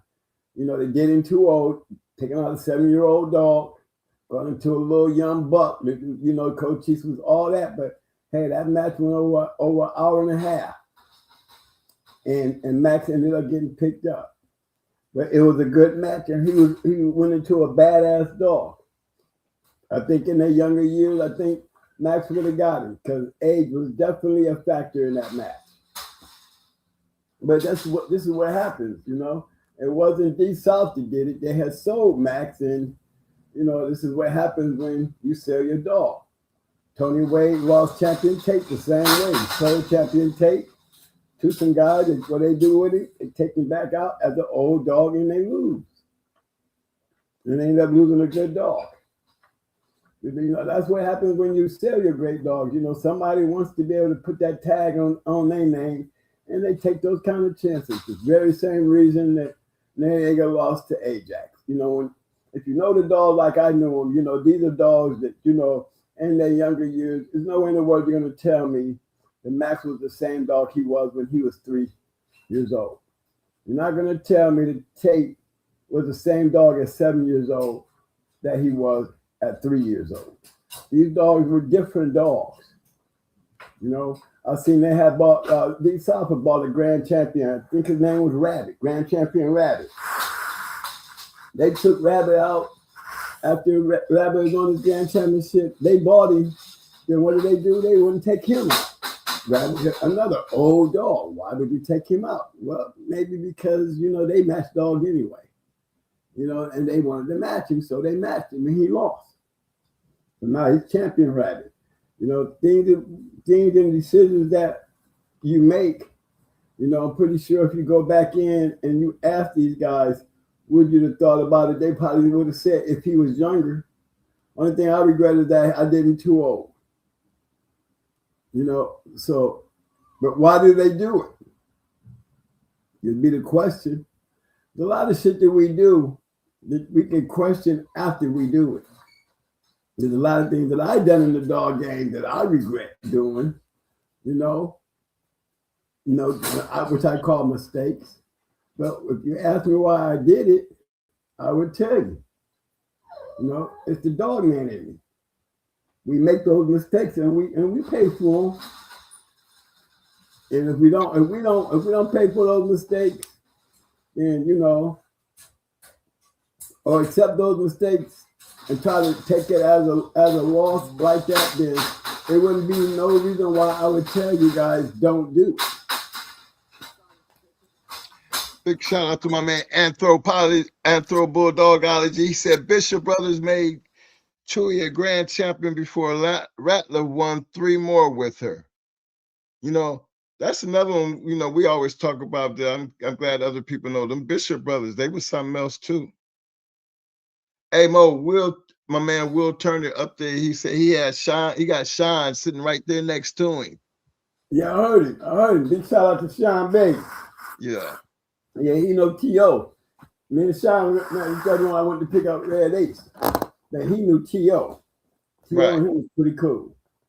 Yeah, y'all forgot about Biorio, the Champion Cemetery Rest. I heard y'all say the Fawns, but you know, I ain't hear nobody say Biorio. And what about my man that had that Champion Kango dog? I forgot his name. Had that Champion Kango dog. He was a bad dog. You know, matter of fact, I think his name was Kango and his dog was another name, but his dog made champion. He's a sporting dog general champion. He was cool as hell. He was up in the Rochester area. You know, the Rock City, them boys was pretty good. And then I also noticed through all y'all New York holler, I didn't hear Strictly Business. You slept on Strictly Business. Strictly Business was very busy. Strictly Business had a lot of great dogs. You know? But you got to remember, man, with all these dogs that we're talking about and all these great dog men, guys, these dudes were matching dogs. This is the only reason we can talk about them, because they was matching dogs. Sean B, Justice ain't the only great dog Sean had. I'm just letting you know. And Justice did produce some good dogs too. You know, just want to bring y'all up to date on that too. They have some good damn dogs and bred some good dogs. Yeah, I'm turning it back over to you, Mike. Oh no, you can have it. Hold on. Big shout out to my man K-Walk. I see you, fam. Let me see. You got it from here, Mo. I was just trying to get these little things in right quick. But it was a good conversation. I mean, you got a chat room full of dog men out there right now. You know what I'm saying? Because they all know it. You know, I know that them people out there, they know what they talk about. Oh yeah. And they know the people we talking about. So I know you like to see that type of shit. So because when you're on that level right there, man, when you're on that level right there, there's no room for these guys. They know there was no room for mistakes. These dudes came in with great dogs, and if you slacked on your shit, you got blew out. That's just plain and simple. If you didn't come in there with the right shit, you're gonna get blew out. Period. I mean, even great kennels come in there and didn't have the level of dogs. And some of these dogs that like Grand Champion Buster Brown, you know, when you're going into these guys that's got these up and coming great dogs, you know, you got the only way you know they're gonna be great dogs, you got to go into them. You know, Tyrone, can't be sleeping on Tyrone. Tyrone was another good dog out there that was smashing shit. You know, and dogs like Jig and them dogs, when they hit that circuit, man, when you got a good dog, you know, hey, you got to put them down. That's the only way we able to talk about these dogs right now. That means they had to go through keeps, they had to go through the work, they had to be maintained to get them matches off. You know what I mean? And then they still had to go out there and win. You know what I'm saying? And that's what made it fun. That's what made us able to see so many great dog men and great matches. Because that's what it was all about. Who's got the best dogs? I mean, that's one thing about the dog game that I love. You know, competing. You know, you always hear people talking about this person, and that person. Well, my argument is always, you know, if I'm not afraid to sit there and tell y'all, if I had a 31 pounder, I would have never won in the Pandy. Did that make me any less of a dog man? Did that affect, you know, my feelings when it comes to me going into kennels, not caring what they had? You know, I don't think it did. You know, me personally, if I know I ain't got a dog to whoop such a dog like Pandy, I wouldn't go into her. Outside of that, you know, with my attitude, I would go into a great dog, not caring, because I would think I would have a great dog too. But could you say, Twin, would you ever win the Queen of Hearts? Well, if I had a dog, Queen of Hearts weight, I'm gonna be honest with you. I don't think I would have fucked with Queen either. Because to this day, I still wanted to know how did Nate and Joe get those other matches off with Queen, knowing the Queen was a destroyer. I mean, they're like just giving them money away. You know, I tell you what, I ain't never seen nobody check their purse as well as most of the dog game checked their purse when it came to Pandy. Pandy is the only dog I can ever speak on. It was the most dreaded dog in the history of the dog game, that it was just completely understood that you could not whoop her. And we're talking about a dog that don't come out. A dog that don't come out. A dog that we never had to see scratch. You know? Never had to see her scratch. Because you DOA everything you put on her. And for those who had the privilege of seeing such a badass dog, to me, she was on the level of Queen. But, you know, Queen was able to get off 8. You know? Hey Mo, you don't think you don't think if the shit was 31 pounds, she wouldn't have gave Pandy a run for her money? Oh, now that one right there, that would have been, look, I would not have been afraid of nobody with her. With the shit. Me neither. Yeah. But the shit was a 33, 34 pound bitch. Yeah. But, oh no, if she could have got down, that she would have been the perfect lineup for Pandy. Yeah. Because she was a destroyer. She was just like Pandy. She was. If she hadn't disappeared or you know, whatever you want to call her demise, you know, because we heard and got clarification that the dog ended up in the Virgin Islands and she killed everything that they put on her. If you had the dog in your yard and you got a chance to see what we saw, she was a Pandy. Yeah. She was a Pandy. She had the perfect name. Duh shit. Duh shit. She definitely had the perfect name. I mean, and look, just like an old Stone City dog. I mean, Twisted Nico looked like a Stone City dog. It almost looked very close to looking like a hound dog. And the shit didn't look like she could whoop anything. You know, she just had this look on her that once you put her down, you seen a whole different type of dog. I mean, a dog that can literally break you up in a matter of minutes. I'm talking, when I say minutes, 15 minutes, you've been there too long. I ain't never seen one last there with a 9 minutes. Yeah, 9 minutes. And we did her 4 times, didn't we? We did her 4 times. Yeah. And ain't none of them go over 9 minutes.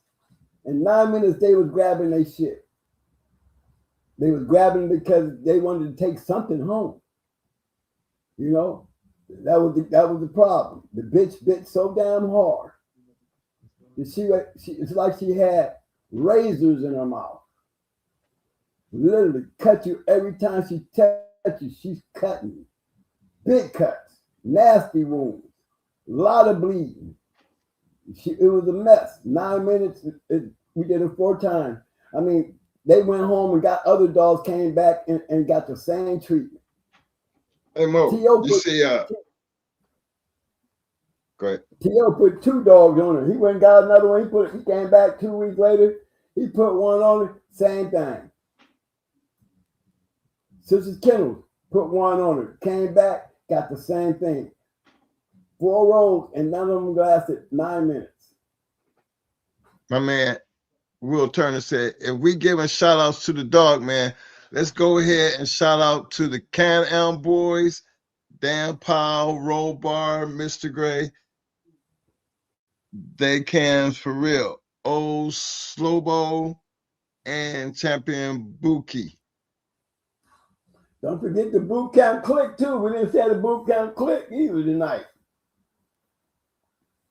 But we always talk about them. Boys. Yeah, but we always talk about them. Yeah. Yeah, we always talk about them. That's that Louisiana run. Think about the runs like the Fines, you know, the Sean. Well, we always talk about Sean B too. And the Fines. Yeah, the Bishops. We always talk about them. I mean, a lot of people that we speak of, but then like they said, Ming Man, you know more about him than I do. Or I think Tonio would. I mean, he would. They had a lot of good. I mean, to me, every place I went, there was good dogs. To me, Florida has some badass dogs. I've seen some good dogs down here in Florida. I just think during that time that when the Mayday dogs hit the scene, they were just such an impact out there that when it comes to a line of dogs, they just took over the game for a minute. Because there was a lot of them out there and there was a lot of them winning. Males and females. Yeah.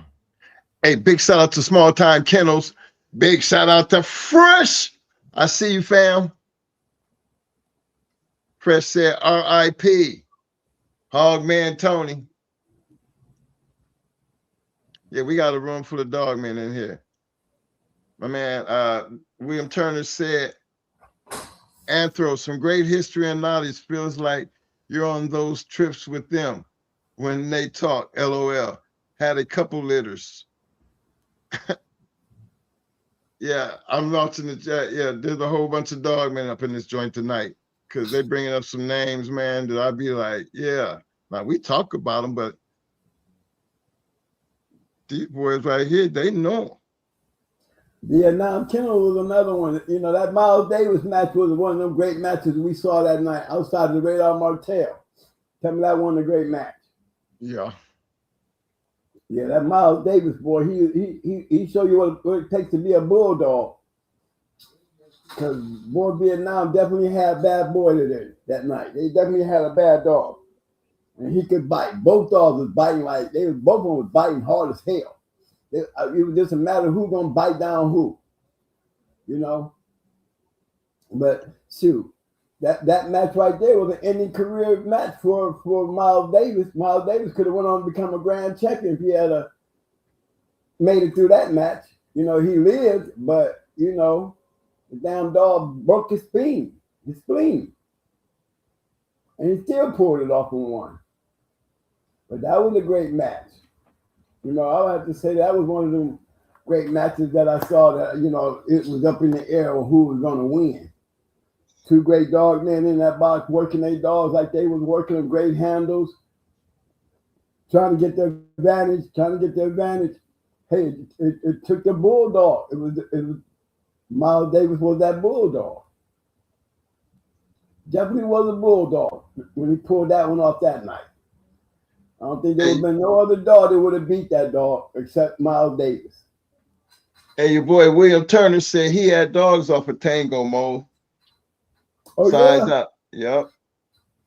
Oh, size them up. We hardly ever talk about them. They were some bad boys. They came in as a young group that came in, but they came in buying hat with the right dogs like that. That's like saying like them boys from Most Wanted. They went out there and they spent their money on them good dogs. Size them up with them same kind of dude. That heifer bitch and that awesome beast, them motherfuckers wasn't no joke. Shoot, them boys came out there, they stayed very busy. They were pretty busy. We're talking about kennels that, everybody was into matching dogs. See, that was the thing. Everybody was into matching dogs. When you matching dogs, that's where all the answers all the questions getting the answers. I mean, you're seeing great dogs on great dogs. We always end up talking about the winner, but we very seldom have a chance to tell you, the dog that the losers were like they were trash. Because a dog lost doesn't make him a piece of shit. If you guys had been able to stand there and see some of these matches and of these matches that were going on, you would definitely learn a lot. You see enough of these dogs, believe me, you will go home and you will look on your yard, and as you grow up raising your yard, you know what a good dog looked like. I mean, a real bulldog. You know what I mean? When you see these dogs out here and these great kennels out here knocking people off and the dogs that they winning with, you get the idea of what it takes to go out there and win. And that's the good thing about it, because it makes you a better dog man. You know, you can talk all the hype you want when it comes to your dog, but when you matching dogs, look here, the talking don't even begin until the man say release the dog. You know, that's when the talking begins, because tonight is the night we gonna find out. And that's what it was so fun about the matches. You know, I think that's why you have so many great kennels showing up in so many matches that the other great dog men were at. You know, we don't talk about the boys down there in Philly. Them boys was bad as hell. Them boys up in Erie, PA, they had nice ass dogs. Sam Lambier, Frank Bunsen, them boys. These are all great dog men. Brought great dogs to the box. So it was nothing ever an easy task. You know, when it comes to matching these dogs. Oh, Ozzie Stevens, the old man running around there acting like he's just as young as us. Didn't care what color you was. I mean, you gotta respect these kind of type of guys. Now he was old school. He came into the new school with no fear. He's still doing dogs, still refereeing and all that good shit. Kenny Allen, another one. Old Fergie, another great dog man you hardly hear people talk about. Fergie was another badass dude. If you went into him, you better have something, or you're gonna get blew out. You know, some guys just didn't come to the box unless they had a good dog. You know, Legion of Doom did not come to the box unless they had a good dog. Period. And what they call good dog is what we call once in a lifetime. Okay? That's because it's really hard to have a yard full of great dogs. You know, Stone City, hardcore, Southern Kennels. I think we all had dogs on our yards that didn't fit up to the caliber of the dogs that we were matching. You're going to lose more dogs that don't fit that caliber. Only reason we can talk about the dogs that made it out there and were able to win is because they went out there and won. You know what I'm saying? That's the only reason we can say something about these great kennels, because they were taking their dogs and matching and winning. It is really hard to raise a yard of dogs and get out there and compete in such a high level and get recognized for having great dogs. Them boys up there in the upper parts of Florida that had Emmett in them, and Retard, and Sparky. You know, these were great dogs. You know, and it's, I mean, like I said, when they get those dogs, you know, they had their little chance to get out there and have that run. And it's not an easy task. It really ain't an easy task. And you're not going to win them all. I ain't never, like I said, I've never seen Supernat lose or even heard of him losing. But, you know, there's a report out there somewhere that he lost. But other than that, I've seen all of them lose. But I've always seen them lose because you're going into great dogs. You know, that's the point. When you match a dog, there's nothing guaranteed. We can feel like we got the baddest dog in the world, but there's no way in the world you're going to tell me a man is stepping over there facing you, thinking that he's coming in there to lose to you. That's the part that I be trying to press. Anybody to go out there and match a dog, regardless of who you going into, don't matter who the dog is, don't matter who the kennel is, when you step over that wall, and you got that dog sitting there between your legs, ready for that referee to say, release the dog. There's no way in the hell you're going to tell me you standing there after doing all that work, putting all that money up, and going to think you're going to go in there and just lose? Who thinks like that? Nobody out there thinking like that. Nobody's out there thinking like that. So you got to give the respect to the game for those people to get out there and did what they did. You know, and like you said about the underground, what makes the underground the underground? You know, I guess it's the same thing that we can say to every dog, man, that we're talking about tonight. You know, that hunger. And it's got a lot to do with being a competitor, to be able to compete, to be able to take your dog and test your dog against other people's dogs. That's what it was all about. I mean, that's what made it fun. That's what made it interesting.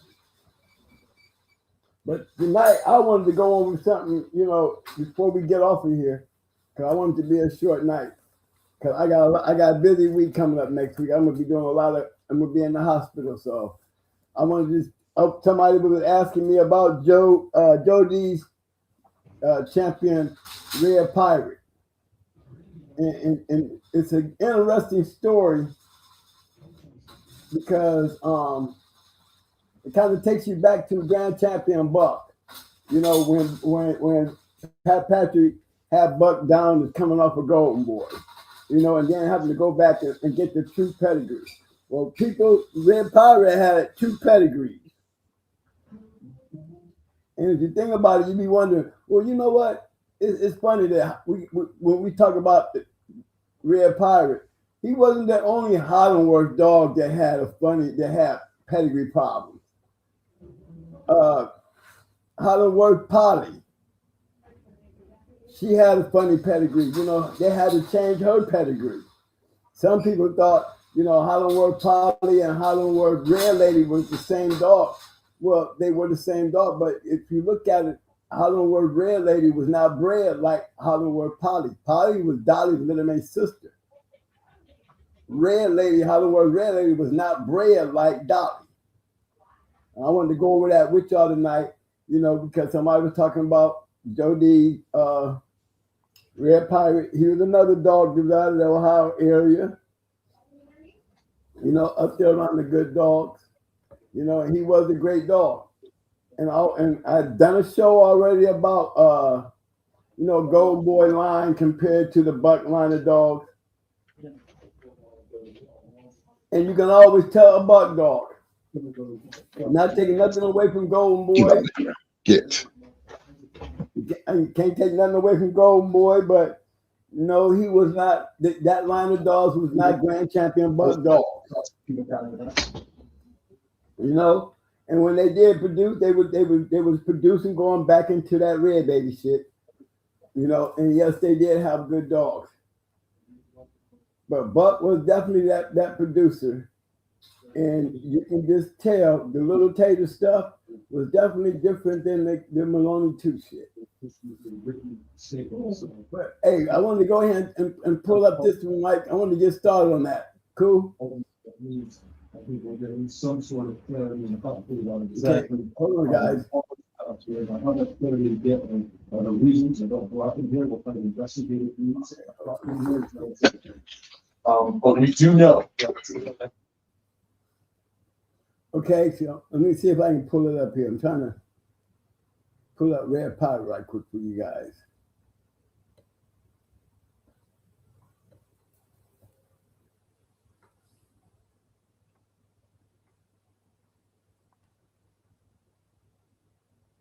Okay.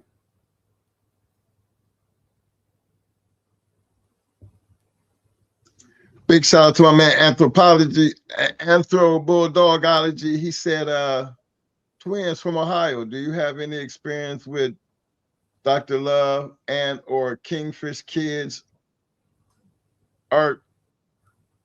Kingfish dogs? Bro. Kingfish and them was like, they was more or less like, they had a great run. You know, they definitely had a great run.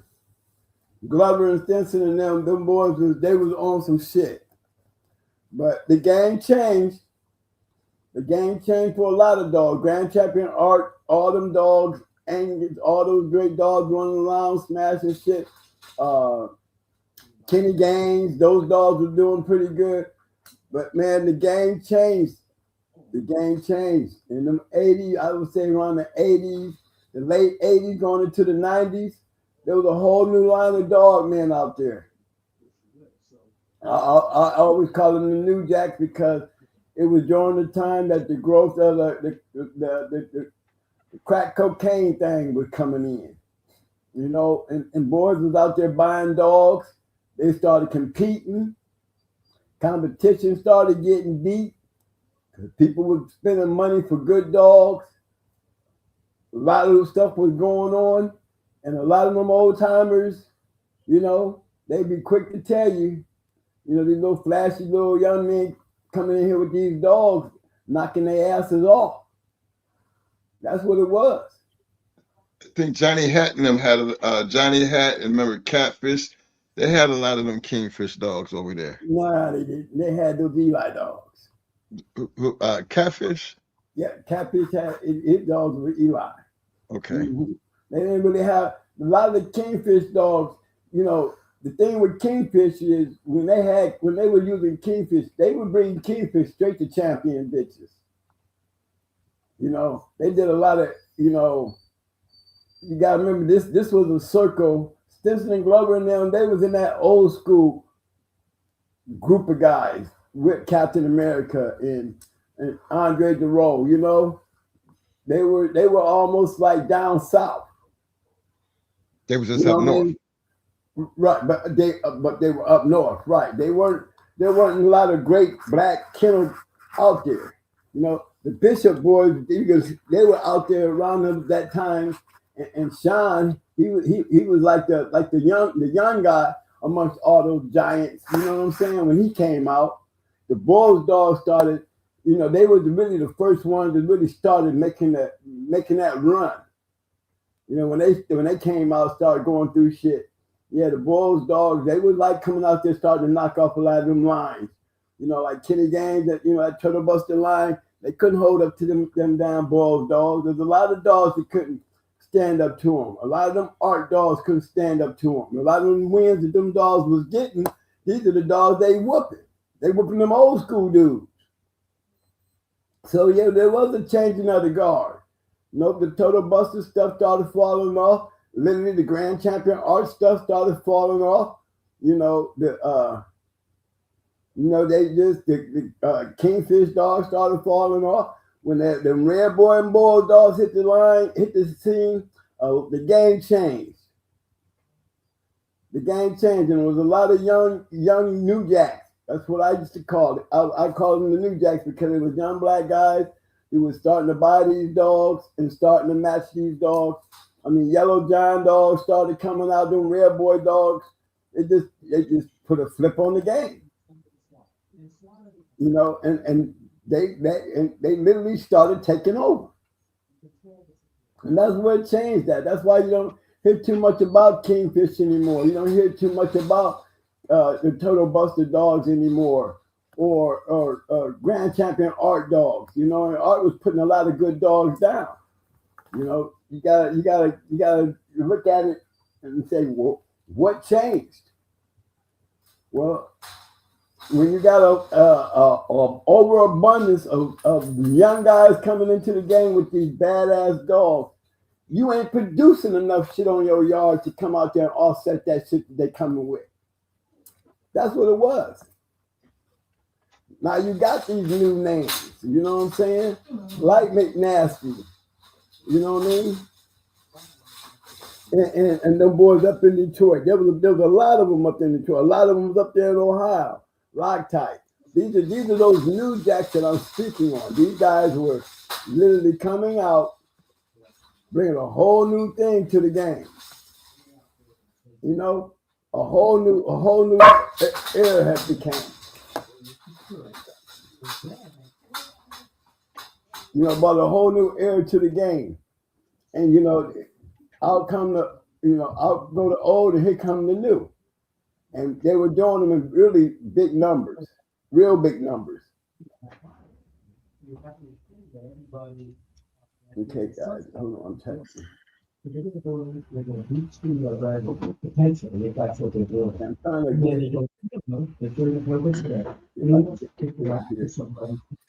I got it on the screen. Okay, yeah, that's what I was trying to get right there. Is it still, where'd it go? I don't know. What did you just do? I didn't. Hold on, let me check and see. You changed the ID up there. Oh shit! Hold on, I did something wrong. Let me go back here. Okay, you there? All right, guys. This is the old.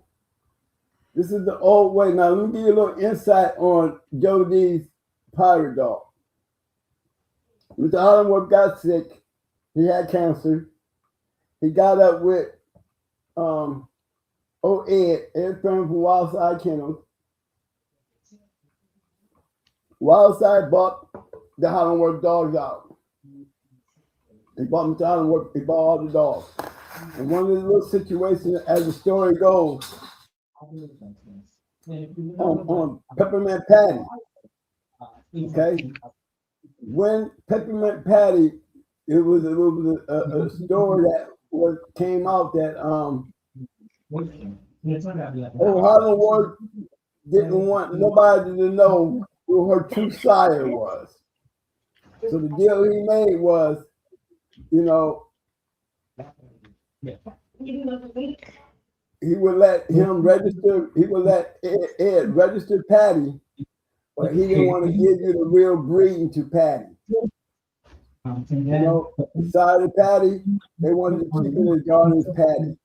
But, you know, the actual breeding that they bred Hollandworth Ruby, she was actually bred the Grand Champion Buck. At one time, Buck was down there in North Carolina at one time. A short period of time, but was down there for a period of time where they had a chance to breed him. And one of the dogs that he was bred to was Ruby. So when everybody thinks that Peppermint Patty came down off of Gardner's Patty, coming down off the Golden Boy stuff, what was bred to Hollandworth Ruby? Okay, so this is pedigree that they got. This is pedigree here. This is how they have it. You breaking up, Mo? Can you hear me now? Yeah. Is that better? Yeah. Yeah, this is the pedigree. This is what they had him bred like. As you can see, Garner's Patty, but then you bred that Hollandworth Ruby. Okay. Now, again, remember I told you, Ed Byrne actually registered Peppermint Patty that way, only because he did not want. He was told, you know, don't tell nobody, you know, how this dog was bred. The dog was actually bred to Grand Champion Buck.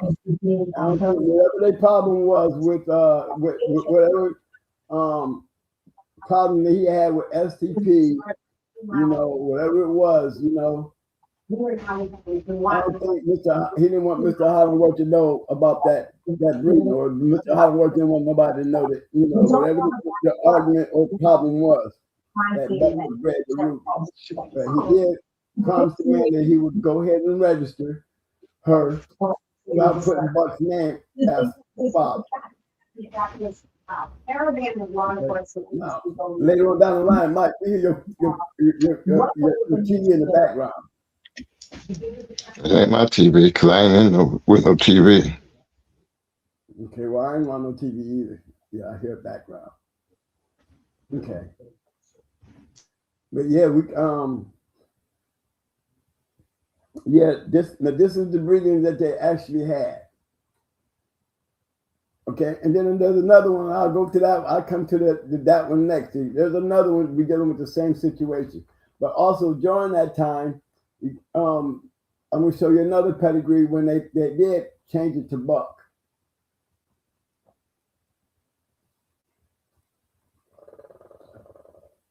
This is the breeding where they got Buck, but look how they got Buck as the pedigree. They got Buck coming off a Golden Boy. Okay, and as you can see, this is the pedigree that they got with Buck coming off a Golden Boy.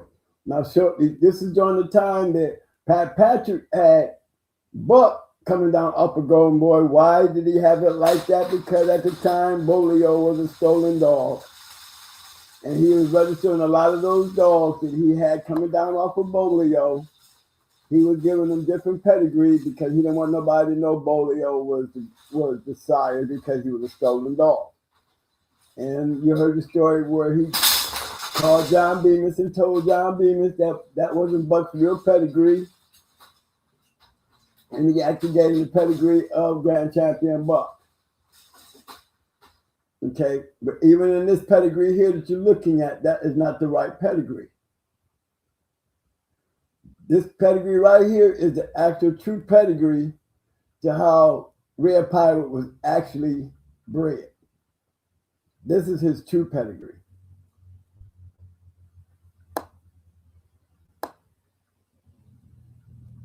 And if you look at the dog, you would tell the dog look just like Grand Champion Buck. He looks just like Buckus. He looks just like a lot of Buck dogs look. Not taking nothing away from Golden Boy. You know what I'm saying? But I'm just telling y'all that the thing was that Buck dogs look like Buck dogs. Period. You know when you got a Buck dog. If they look alike. They all look alike. You look at 357, you look at Grand Champion Buck, you look at Awesome Buck, and you look at Macho Buck. You know, you look at those Buck dogs, you look at Buck Rogers and them, those dogs, Buck dogs had a nice physique. You know, they had a lot of good definition of muscle.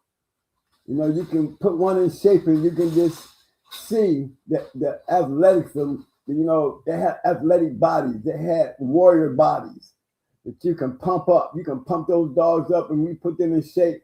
Not only do they look good, they look strong as fuck. No, now the funny feet like Stone City, I don't know where they got them duck feet from. But I noticed that a lot of Stone City dogs had them web feet. You know, didn't take nothing away from them, but to me, they always looked funny, and they looked like hound dogs. They didn't really look like pits. They looked like, some of them looked like hound dogs until you put them in shape. Because Nico didn't look like a pit bull to me. Nico didn't look like a pit bull, and then when you actually look at Yellow Buck, when he got his weight on him and he's running around that damn yard, he looked like a red type brindle male, but he looked like he was goofy, didn't he, Mike? Well, he must be on mute. Yeah, but Yellow Buck looked goofy. He had a goofy look to him. But they were some badass dogs. Nico and Yellow Buck looked like some goofy dogs. But when you see Nico Jr., he didn't have web feet. And he looked at like, he got that blonde color. He looked at like Blondie. He took that yellow color, like Baby and them. That's where that color came from. But if you look at these dogs here, you know, and Joe D didn't really breed Red Pirate out a lot, but he bred him enough. My question is on Red Pirate was, I think he could have produced a lot better dog if he would have been bred the way his true breeding was. You know, because back then, you know, there was a lot of ways that you could have bred that dog, especially when those Buck dogs started hitting the scene. See, STP, he had Buck. But best believe there was a lot of other people like Stone City, you know, and like Victor when he got his hands on Mayday and them, you know, those dogs are Buck dogs. When I say Buck dog, I'm not talking about Buck himself. I'm talking about the line, that Grand Champion Buck line of dogs. It will show you, it clearly shows you. I mean, the dog is sitting up there in the top 5 dogs. And it's funny that you got Mayday, Buck, you know what I'm saying? Barracuda and Lucane up there with Blackjack. If you were to look at the top 10 dogs on the Register of Merit list, you would have Mayday up there, Buck up there, Lucane up there, and Barracuda. Yellow ain't up there no more? Oh, yeah, yellow, yeah, he's definitely up there. And yellow. But the common factor on all those dogs was still yellow and buck. Yellow and buck, key factors. Even when you look at them, you know, and even when you say Jeep and you say Blackjack, that's a red boy Jeep cross. That Eli Jeep line, great producers. That Patrick cross, great producers. But a lot of Buck's best dogs came off of that Stone City shit. His best dogs came up to Stone City shit, and you don't take nothing away from Strictly Business. You don't take nothing away from Gaston. You don't take nothing away from The Undertaker. But those all were Patrick dogs. The Boyles dogs were Patrick dogs. You know, you don't see too many Boyles dogs up there in the registered male list. You would have to go over there to the females to go grabbing for those. You know what I mean? You'll find them up there like crazy. You know, we got a lot of great Boyles bitches, you know, became all women. And that's due to great breedings. Okay, but a lot of these pedigrees got changed up when like I said, when Pat came clean and told y'all the truth about how Buck was really bred. Now, another dog I was picking on that, you know, has the same kind of situation like that would be this one here.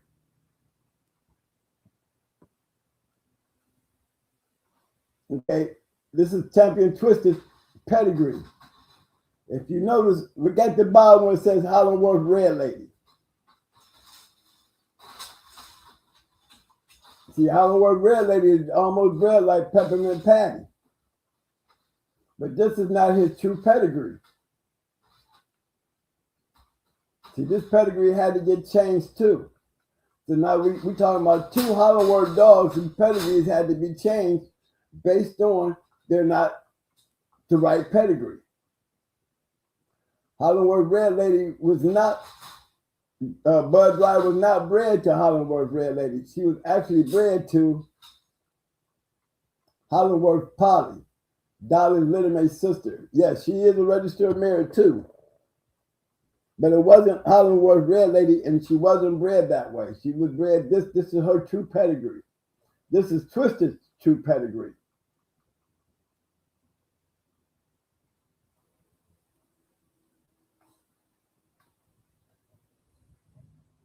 You know, and then you wonder, you know, this is what happens when you start shuffling around dogs and bringing grudges into the game and getting rid of yards with secrets.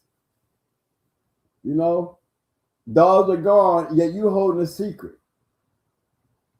And then when the secret finally comes, it's no longer a secret. Look at the changes and the effects that it has.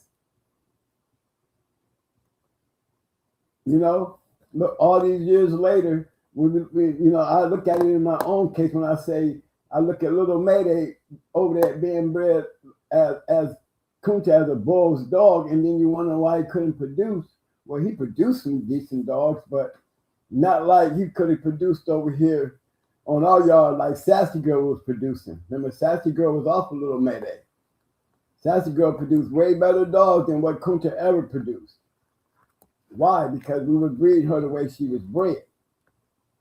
You know, and there's no doubt who her father was, Little Mayday. Now, if they'd have took and bred Little Mayday like we was breeding his daughter, we probably would have got the dog like those boys did when they got King Kunta. They bred him back into a Stone City dog, and they had a line of dogs to run with for a couple of years. Had that Champion Russia dog, you know, she lost going for her grand championship, but she was one of those type of dogs. It came down off of that line. Why? Because they switched it up. They didn't look at it like he was a Boyles dog anymore. They looked at it like he was a Mayday dog. And that's how they bred him, whether they knew it or not. Maybe they were just trying to go another way with the Patrick stuff. But it still worked out great for them. To me, one of the best producing dogs that coming out of country was that line of dogs that they had. But this is Twisted, actual true pedigree right here. And yep, Twisted definitely went on to produce some good dogs, come down off of Dum Dum and them. Max and them came down off of Twisted.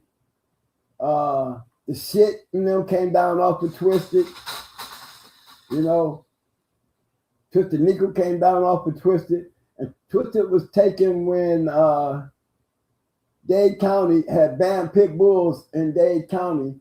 And when they hit their yard, Deep South yard, because of that ban, this is where they lost Twisted. And that in just that little bit of time, he still produced great dogs.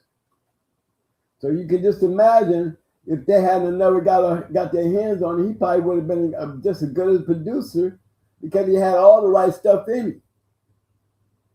He had all the right dogs in him. He had all the right crosses in him. He could have produced some great dogs. The Budweiser dog, he was a loser, but that Budweiser dog was a Jeep dog.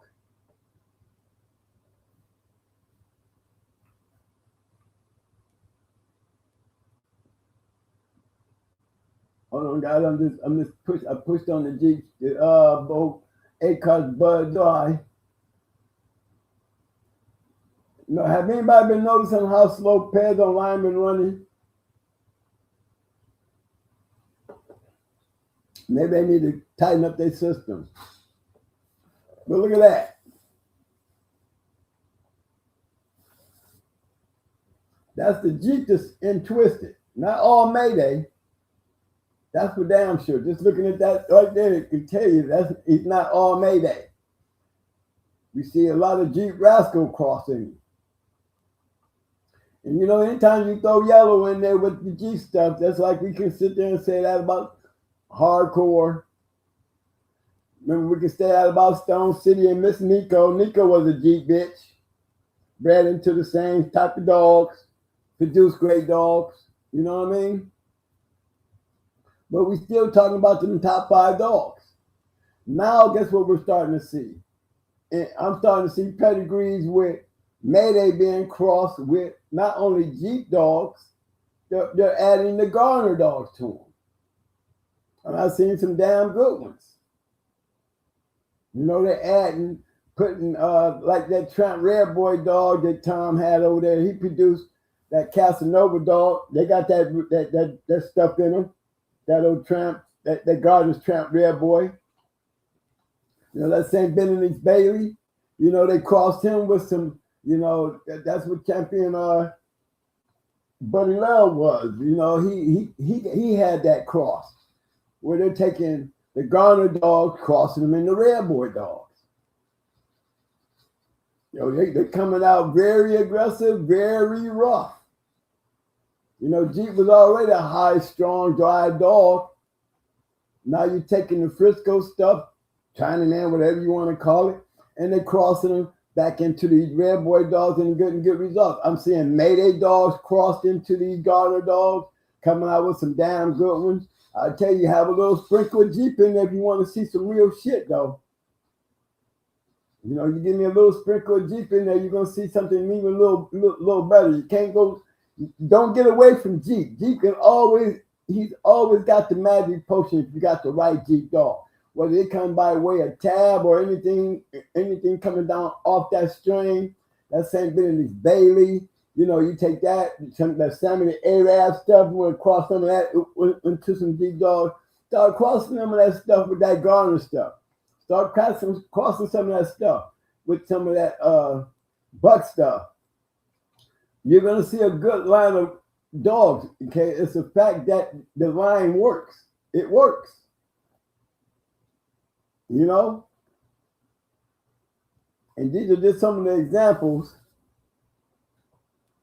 I was pointing out, but I just wanted to bring this to the point because somebody asked me about the Red Pirate dog. And, if you actually look at him, he looks like a buck dog. Look at him. and whatever you know animosity they had amongst each other, where you would change a dog's pedigree for whatever reason. It kind of you breed on what you see. Okay, you breed on what you see. So that's what the papers say. That's what you're going to breed with. But then you look at it down the line, and then you find out that the dog is truly bred totally different than what they say. Look, see that grand champion buck, but look how they got grand champion buck. So not even that pedigree is right. You know, it tells you like later on down the line, he goes and tells them, you know, buck shit changed, okay. But then that's the true pedigree of Jody's champion, Red Pirate.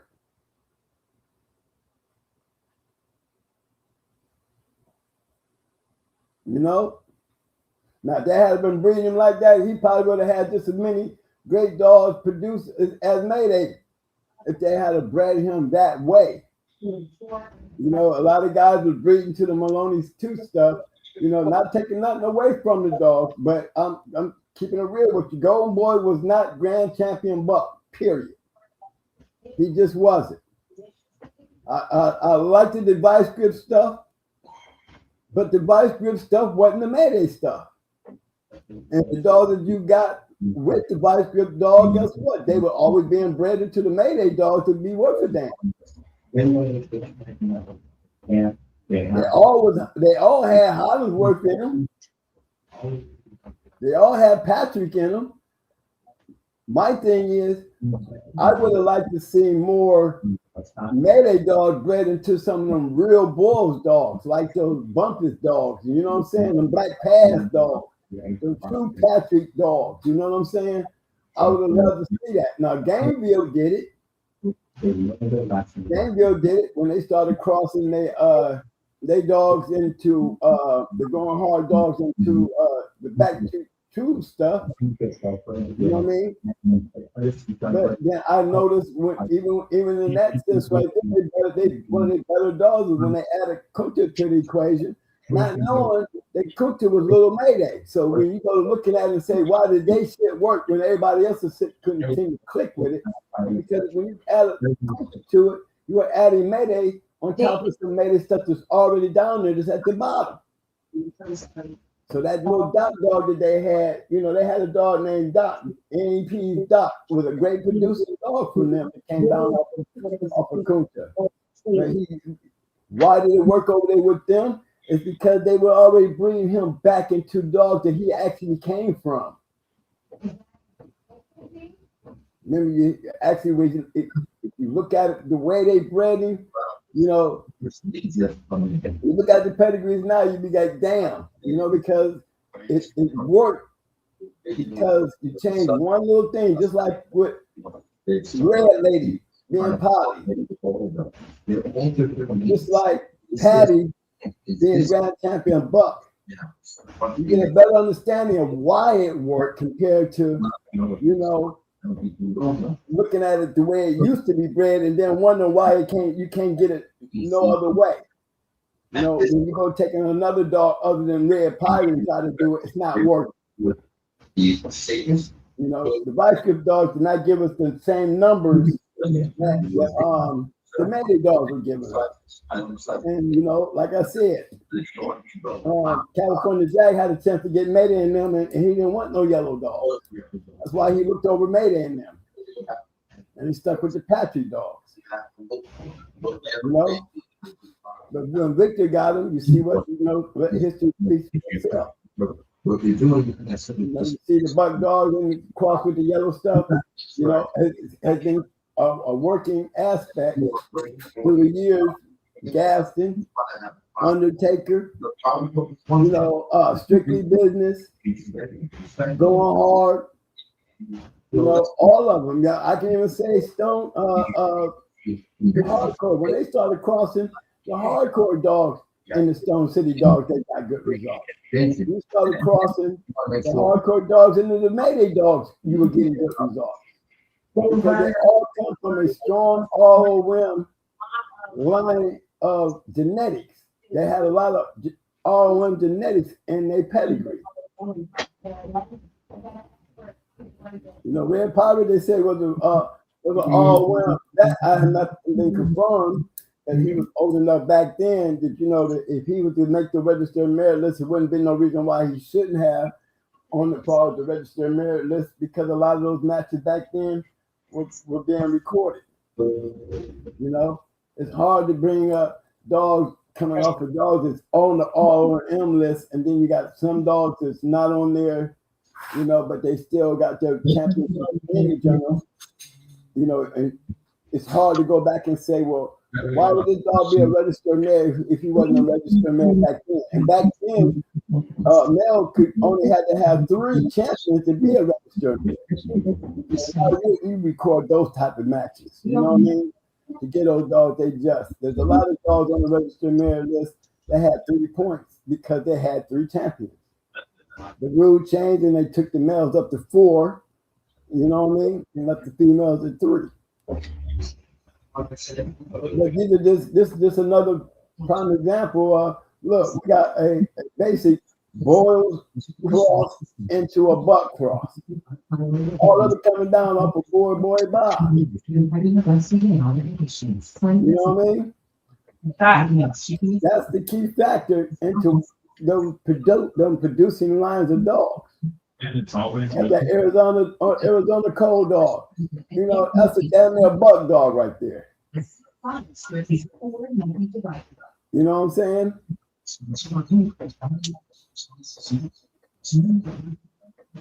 You got Lady in Red down there at the bottom, come down off of Pandy. Lady in Red, the Lady in Red. That's still a buck dog down there. Lady in Red is still that buck side of these dogs. Those are the things you want to pick up when you're literally looking at a pedigree and you're trying to get something to work. You know, it's hard when you don't know really what you got because the papers weren't right. And it even makes it worse when you down the line when they come back and say, well, that dog wasn't bred like that. Here's the true breeding of that dog. Well, I done made 4 or 5 breeds with this shit and wasn't really getting what I thought I was going to get. So maybe I'm breeding it wrong. A couple of changes, and all of a sudden now I'm getting better dogs. You know?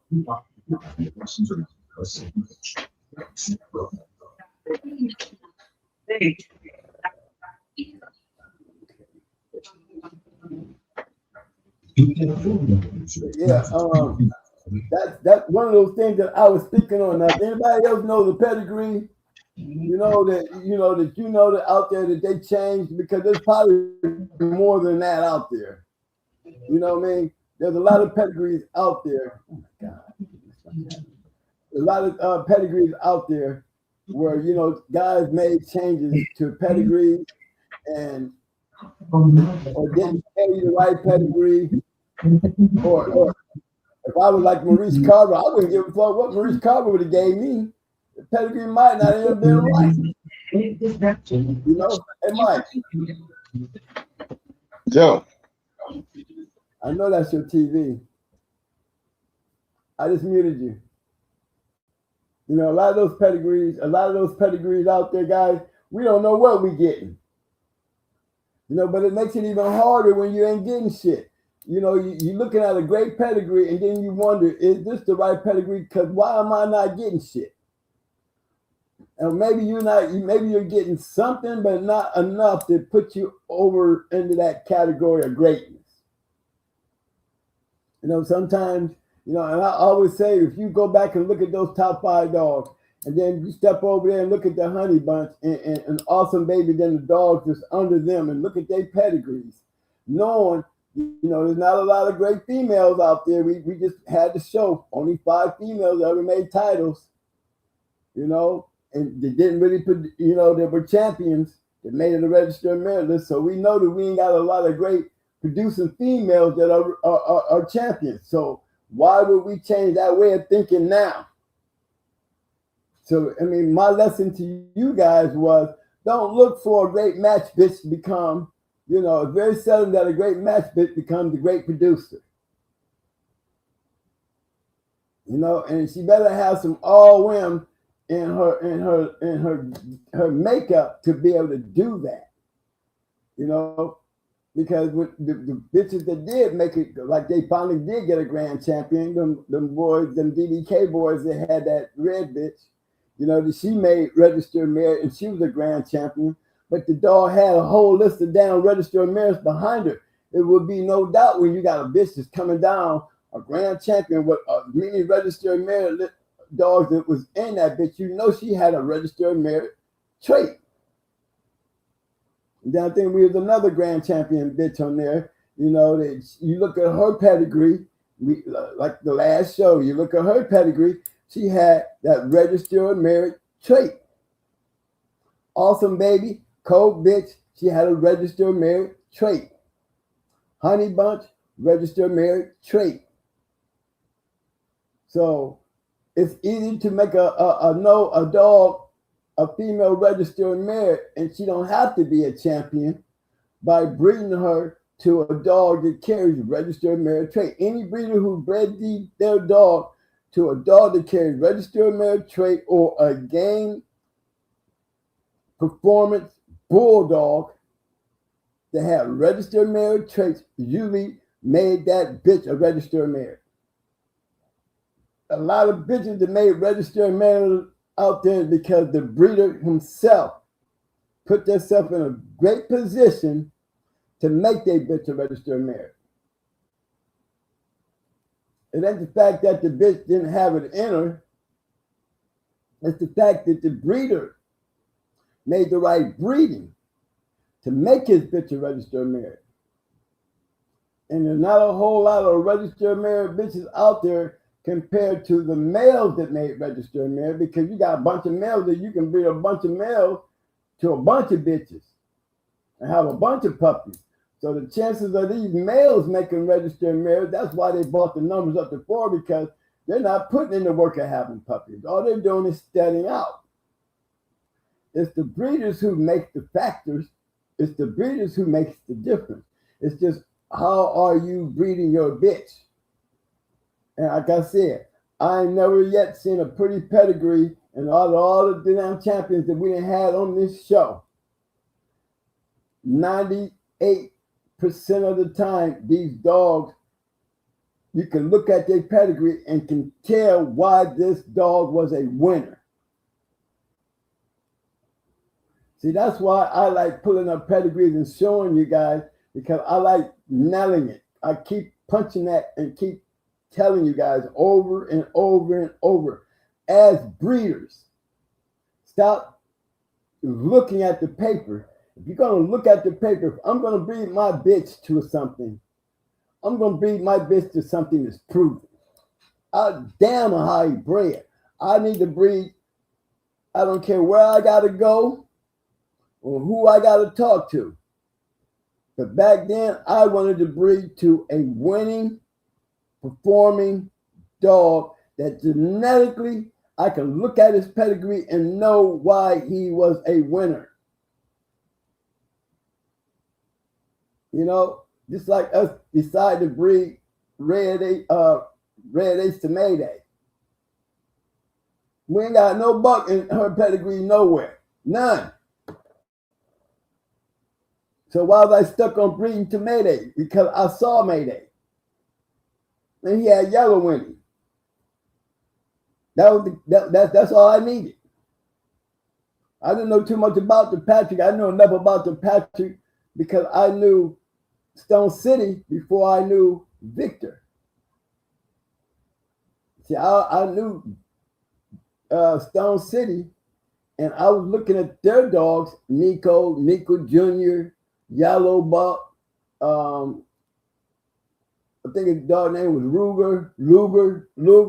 You know, they had winning dogs. They was winning. That's what drew my attention to them. And that's what drew my attention to Grand Champion Buck, because I knew Tom Ratliff.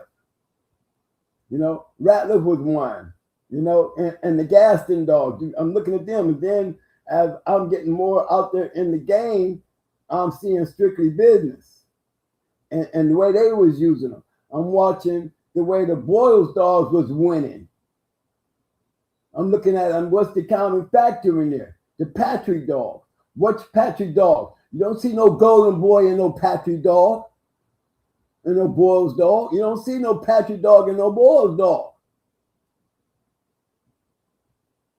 You see a lineup, the same concept and lineup that made Boy Bob made those Boyle's dogs at the same place that you're going to find those dogs down there in the buck dogs. You know, if you can pick those little things up and learn those little footnotes, because those are very important footnotes, your chances of producing registered merit litters, registered merit breeding as far as your female, making those right breedings with your female. Maybe you may only get one great dog out of each breeding that you got. All she needs is 3 good dogs, goddamn, and she's a registered merit. I mean, you look at Bebe got 4 points on her registered merit. But look, all that was just taking her breeding her to the right dogs. That's all it was, just taking her, bringing her to the right dog. What that means when I say the right dog? What was working out there? Breeding Mayday dogs and the Stone City dogs. Taking a Stone City dog, bringing back into a Mayday dog. If you look at all 4 Bebe's champions, every single one of them was bred to a Stone City dog. All that Mayday, she was a Stone City dog herself, but you take her and bring her to a son of Mayday, produced one. Maximo, he produced. He got 2 out of that. We took and bred her to May 2. That's double Mayday. Got 1 out of there. Got 1 a day out of that. This is what puts your bitch on the registered merit list. Because all it does is take but 1. You be happy as hell if you get 2 or 3. That's what you call fire litter. You know, look at the Masons. They took a cold bitch and went clear out the pocket. They took their alligator bitch and bred the G. Number 1 producing dog in the goddamn history of the dog game, still to this day. He breeds to Smiley, litter mate to Long's Weirdo, 2 litter mates that's registered merit on the registered merit list, right up there with Jeep. You know, you look at Tab, red boy dog, sitting right up there. When you say red boy, you say yellow. When you say Jeep, you got Jeep. So you got Jeep, red boy, that's Tab. Tab produced a bunch of goddamn great dogs. But look, when you say Tab, look on the registered merit. Listen, who you gonna find up there? Jeep and yellow. Red boy dog. Remember, Yellow John was right up there with his daddy, with his son. Yellow John. Yellow was up there with his daddy because at one time it was Yellow John on the list. You know, he's still down in that top 10. But Yellow took over, just like you would say the same thing about Jeep. You know, didn't nobody overpass Jeep, didn't nobody overpass Yellow, but still, they have a lot of dogs on that registered merit list. You know what I'm saying? You got a lot of dogs. Long's Weirdo, little mate to the Mason Smiley. You know what I mean? And bred the alligator. That's a toe. Who would ever have thought to do that? You know, looking at the paperwork, who would have ever thought to do that? Especially with a cold bitch. They had to think a lot of Jeep to do that. They said, I'm going to take this cold bitch and I'm gonna breed to that bitch. And what did they do? They bred it to Smiley. It was not the fact that Smiley was a badass dog. I think it was because of the fact that they was trying to get Jeep dogs anyway into their line. But once they saw it click, they stuck to it because they kept doing it. You know, that's just like you would say with evolution. You know, even though they kept saying that they made these crosses over and over with Pandy and Mayday, you know, I would still better put a big question mark to that. You know what I mean? But again, at the same time, look at the production. Can we say, you know, did it produce? Well, let's talk about Hannah. Did Hannah come out of the first breeding? Did Hannah come out for the second breeding or the third breeding? We don't know. But we know for a fact, Macho, Macho Buck came off of Macho. And I know Macho definitely came out the first breed. Because I definitely remember Macho and Macho. Them two dogs, I definitely remember because those were the two dogs that Victor was talking about a lot to me. He didn't really say much about the ones that he took home with him, but he definitely spoke on a lot about Macho and Macho. Stone City with the Yellow Buck and the Miss Nico breed. Know that breed was made more than once. And down there, every one of them puppies, every single one of them puppies produced a winner. Every one of them puppies, Yellow Buck and Miss Nico, you go over there and look at Black Ice's dog, his champion baby. She came down off of Yellow Buck, Miss Nico. Jesse James came down off of Yellow Buck, Miss Nico. Baby came down off of Yellow Buck, Miss Nico. Romero Buck came down off of Yellow Buck, Miss Nico. There's so many of them that came down off of the Yellow Miss Nico cross that, you know, that's one of them crosses where you say, well, let's not pick out the particular dogs. Let's pick out the particular line itself. And you can look at it and say, this works. Why wouldn't you try that in your own line?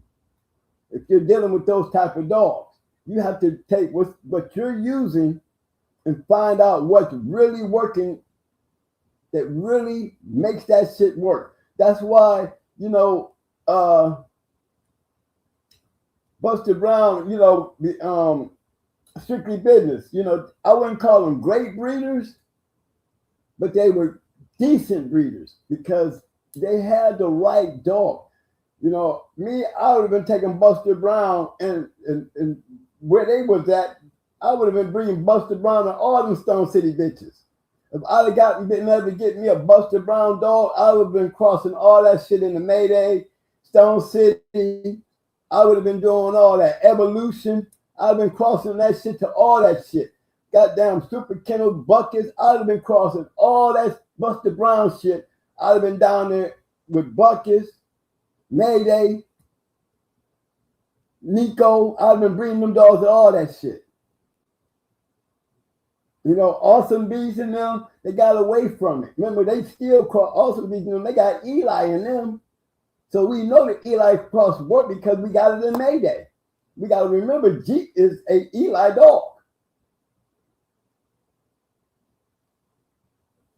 You know, you get those crosses and you got to be more precise. More precise. Take your eye off the damn breeding of the papers and breed the dogs. If you're just taking this, keep the paperwork in mind. But if I'm going to grab the paperwork, I'm going to grab the paperwork and use it to breed to the perfect male. If I got the bitch and I like the paperwork, okay, this is my bitch and this is how she bred. I'm going to try to find the baddest thing out there that I feel is going to work with my bitch. And if I got a bitch that's bred like this and I see a bitch bred like her being off a champion over there that's bred like her, you know what I'm saying? And the formula that they use to get that champion, I'm going over there to figure it out. I'm going to go to him, and if he ain't around, I'm going to go over there and try to find something as close as him that still better be productive. He might be an all-rim. I'm trying to find them offsprings. I ain't trying to go back to him. I'm trying to find one of them offsprings. Because that offspring, one of them champions over there going to have that all-rim trait. Then that's what I'm trying to bring into my yard. I'm trying to bring some of them genetic genes into my yard. And the best way to do it is to understand the breeding aspect of how these dogs seem to be all these great champions and all these great producers. All of them got great pedigrees. You cannot argue that fact. So just to be able to breed dogs don't guarantee you shit. But one thing for damn sure, you want percentages of what made great breeding kennels great? They stuck to the numbers. They stuck to the percentages of what truly work. Evidently, they had to know. They had to know. There's no way in the world you're going to tell me they didn't know when you can see so much uniformity in their breedings. How you going to tell me they didn't know? They're the ones making these breedings. There's no way you're going to tell me Hardcore didn't know what he was doing. You're not going to tell me that Stone City didn't know what he was doing. You ain't going to tell me Victor didn't know what he was doing. You ain't going to tell me STP didn't know what he was doing. You're not going to tell me that Ronnie Boyle didn't know what he was doing. All these great producers. I can go down there the Kimmer in them.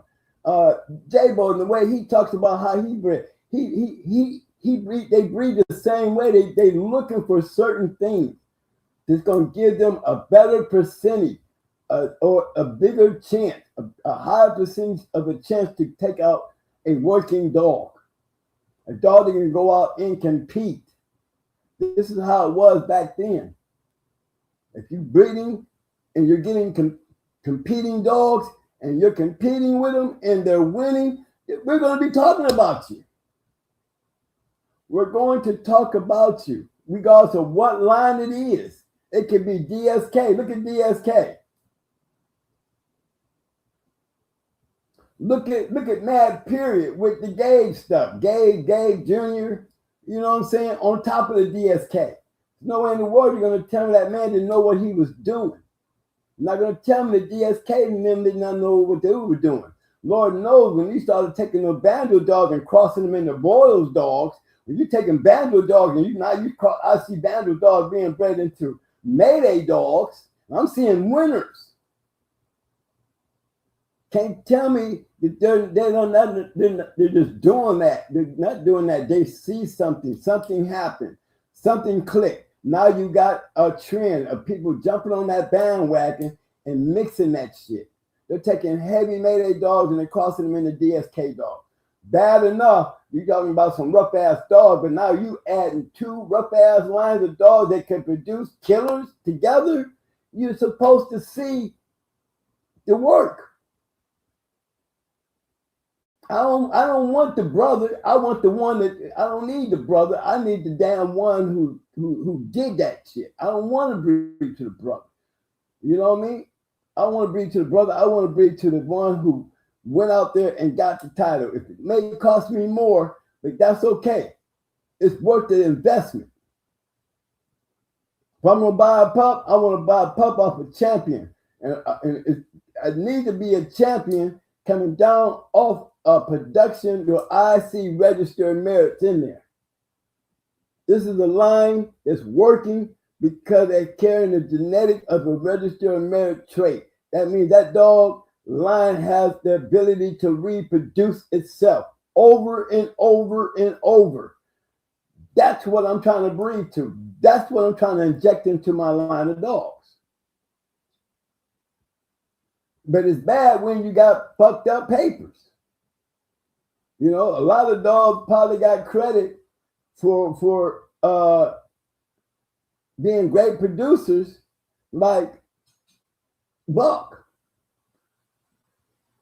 You know what I'm saying?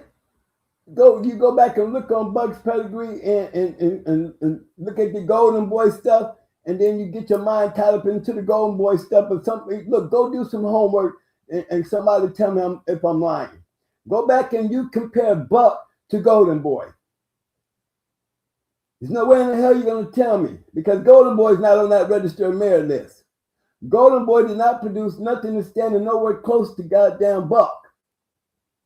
But we got the same type of shit over there on Buck, over there on Stone City Yard and Mayday Yard. And his pedigree. And both of them dogs. Not Buck personally, but the genetic line of Buck. Then you have Buck in Stone City, but you also have the genetic line of Buck and Mayday. In Gaston. Undertaker. Same with the Jeep dogs, the Tab dogs, the Blackjack dogs. Those dogs are sitting up there high on registered merit list. Go look at them. Go look how they're bred. You will see that genetic makeup is right there for you to see. Study that shit. This is how generations of great dogs have gone through the test of time. And there's no way in the world you're going to tell me that Klaus, Kobe, Tudor, Boudreaux, you ain't going to tell me they didn't know that back then. There's no way in the world they're making these great breeders the way they were making them. Stinson Glover and the way they bred art. You said Boudreaux before you said Carver? No, I said Carver before I said Boudreaux because Boudreaux, you look at the way Floyd bred his dogs, they still go back to Carver. Carver's Black Shine all day. Indian Bobbio, a Carver dog. Yeah, I was just saying, I heard you run the list and I didn't hear Carver. And I'm like, I'm shocked because you said Boudreaux and I didn't hear Carver. When I say Boudreaux, because Boudreaux was going to take me to Grand Champion Angus. Boudreaux going to take me to Eli Jr. Boudreaux is going to take me to these dogs. You know, not Carver. Boudreaux. I can go and start with Boudreaux because Boudreaux's the one making that line run like that. Now I can go back and say Boudreaux and go back a little back from further and say how Boudreaux got there. Then I can say because Boudreaux got Carver dogs. Yeah, because I would put him back there with Tudor, Klaus, right? They're all back there. That's what, you know, they're doing the same thing, right? You know, and that's when you go pointing out major factors. See, when I go back, I start looking at major factors. Like I can pull up Red Baby and know why Red Baby. You can find Red Baby over there in the Tonka dogs. You're gonna find Red Baby over there in the Boyles dogs. You're gonna find Red Baby in the Buck dogs, and you're gonna find Red Baby in the Mayday dogs. Tell me I'm lying. Same thing I can say with Carver. I can find Black Widow in all those great dogs. Major factors, changes. These are lineups. If you can get the lineup and you understand what you're looking at, and the best way to study is to study a great dog. Study a great dog and follow his pedigree. Why is this dog great? Well, I mean, come on. You hate to hear me when I do it, but these are good study material. How did Barracuda do what he did? How did Lucane do what he did? How did Mayday do what he did? How did Yellow do what he did? How did Yellow John do what he did? How did Red Boy do what he did? All these dogs got, you know, you go back and look and just study what made them and what made them produce the dogs that they produce, and what made the dogs that it produced came off of them produce the way they produce. Find those factors. This is how you learn how to breed good dogs. It's not about matching up papers. Matching up papers to good dogs, and you're going to have a good dog with perfect papers. It takes a perfect dog to make a perfect paper. You understand what I'm saying? Because they're going to carry the answer. Grand Champion Art produced a lot of great dogs. Go look and see how he was bred. Go look how they was breeding Eli Jr. Why that also Negro on them, Eli and them little maids, why did he produce like Eli Jr.? Because they wasn't breeding also Negro like they was breeding Eli Jr. I think it's significant. It's 1 o'clock. Really sound like that. It's 1 o'clock, bro. I got you, bro. But that's a good conversation. I'm cool. I made my point. I mean, but I gave them something, guys, on the Red Pirate stuff. You know, just think about it. You know, we always talk about Maurice Carver and his paper bundles. God damn it, Patrick Dog got just as many fumbles in there when it comes to paperwork than a lot of other than Carver do. You know what I'm saying? You know, papers do mean a lot if you're trying to breed.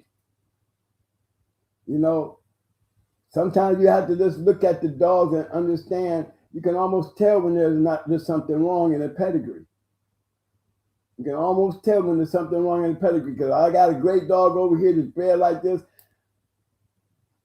there's no way in the world you're going to tell me this dog is bred like that, yet I see all the genetic strands coming from this dog right here. Now, I might not be able to read it on the paperwork. It makes me question the paperwork. I ain't going to question the dog. The dog is going to lead me to where the dog has really come from. And Red Powder is one of those dogs. He's no different than 357, Buckus, Buck, and all the rest of that stuff that come down off that line of dogs. You know, so, you know, that take that question mark, well, it could be that way. No, it is that way because it's in the proof speaks for itself. Like I said, Golden Boy did not produce the type of dog to deal with dogs was producing that came down off that buck line of dogs, period. I'll leave it right there. Thank you guys for listening. And study. Don't be wrong.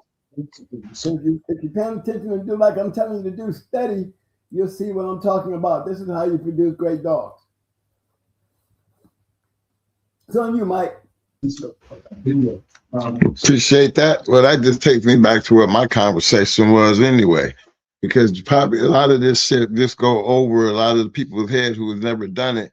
But then it's hard for me to have that conversation when I'm looking out there and I see my man Will Turner out there. I see Anthro out there. I seen Calypso out there. There's a lot of dogmen in there that's out there.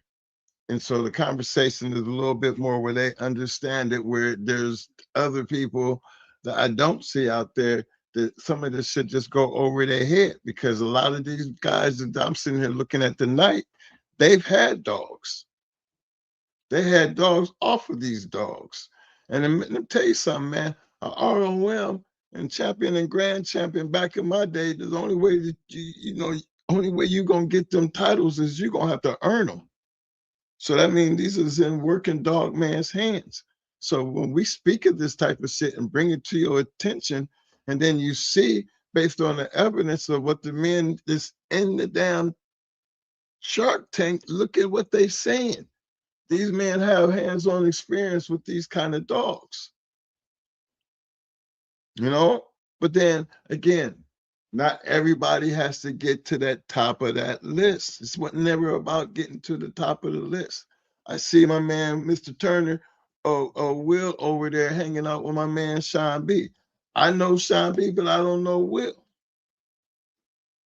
But look, Will knows Sean B. You know, so those are the type of relationships I be talking about. Relationships do matter. It matters a whole lot. Your knowledge is just going to be based off the people that you're around. And if you're around them, ain't no way in the hell you're going to tell me you're going to be around a good dog, man, and ain't going to learn something, man. It's impossible. But if you don't know no better, it's easy to be around a bunch of dog men who don't know what the fuck they're talking about, but you'll be a strong believer in them because you, based on what you know, that's as far as you're going to get. You know? And that ain't taking shots at nobody. That's just me keeping shit that is real. It's easy to talk shit until it comes down to having to do shit. Back in our time, you know, you was allowed to talk shit, but you better do something. Because that's where the titles came from. And then who in the world is trying to be in the fast lane if you wasn't trying to win? I mean, you could have stayed in the neighborhood and been the king of the neighborhood. You know, there's a couple of them out there that was okay, but even they couldn't get too loud, because then you got people who, you know, from the fast lane gonna stop through just to see how good that dog really is, because everybody looking for a bandwagon to jump on. My thing is, you know, there's levels to this game, and sometimes it just pays to just stop, you know, don't even listen to what we say. Take some of what we say and the rest do your own research. You know, I think research is always the key to anything when it comes to learning. Don't just believe, just don't trust what we saying. Go look for yourself. If you had the dogs on your yard, goddamn it, go breed this mug over here. And if you're the right man and the dog is in the right hands, you do what the right thing that they tell you you're supposed to do with it. I'm supposed to get the same results. Y'all know how many times I heard that come out of great dog man's mouth? If you do what I told you, and if you're doing what I'm doing, then you should have the same results I'm having. You know how many times I've heard that? You ever had somebody tell you to do something and then something go wrong and they'll tell you exactly what you didn't do? Well, I know if you had to deal with, but I know what you didn't do. Be honest with me, and sometimes you just have to be, you have to come straight because again, some of these guys been doing that shit so long that you can't convince them that you did everything right. And if you're trying to save face, you save face by admitting what you did wrong. Then to sit there and try to make something that they done made their name off of it. And my name ain't nowhere near their name. So last thing I'm gonna do is disrespect the fact that, I did everything you said and this is what happened. No. I think it's important to take knowledge and use it wisely. Sometimes it just pays to just put in the work yourself. They say doing it that way, that's the hard way. And I kind of believe that because there's so many things you can bypass by just listening to people who have done something. It's just, you don't have to worry about, going through the headaches of having to keep making mistakes. You get better by the mistakes you make. Well, there's also a saying, if you just listen and pay attention, we can jump you up in front of the class because all you got to do is do exactly what I tell you to do. And sometimes that's hard for people to understand what that really means if you've never done it. But if you get out there and you was really trying to be that real person and you fall on your face enough, you will truly understand at some point that this ain't working. I need to try something new. Because just keep doing the same thing over and losing, that can be discouraging. I just don't see anybody who just likes to keep losing. I was never around, well, I'm not gonna say I never around. I was around a lot of guys who was always ready for the fast lane, swore up and down, twin, I'm ready. And they really wasn't ready. And then it took them to experience it. Then they have to, and that really did make them better. Because it only takes a couple of times to get out there and you're doing this your way and you're ready, but then you don't take enough head cracks that you realize I ain't really ready. Tell me what I need to do to get ready. What am I doing wrong? You ain't listening. That's the point. You're not listening. Because if you're doing what I'm doing, then you're supposed to be get the same results I'm supposed to be getting. Let's start there. Let's go back and go everything that you're supposed to already know. You're supposed to already know and do it as it was told to you. You're going to come up with better results. It don't have to take you ain't got to beat me upside the head for me to understand that. I think my brother became a great conditioner because he learned from so many different people that when it came down to him having to put it all together and work for us with the type of dogs we had, he had his own program and he made that program work. Might have sounded crazy to a lot of people, but then one damn thing for sure, we wasn't used to doing no 317. We never looked to ever do anything, to go a distance. But when that time came, he was able to do it with the greatest of ease. If at any point that I had, I realized that he made me a believer in that keep would have been that night. Because everything else, he conditioned always, different dogs the same way, but his intensity and what he expect and his keep out of his dogs, it is what it is. And he never made changes for none of them. And our success was based on that keep. I mean, considering we also had some hard mouth and some crazy ass dogs, but then they was conditioned to be them crazy ass dogs, full go. But when that time came, I got a chance to see what our keep really looked like if we ever needed it. And it sure enough looked it good. So understanding that, and for me, is this enjoy what we talk about here in the past, because again, this is the past.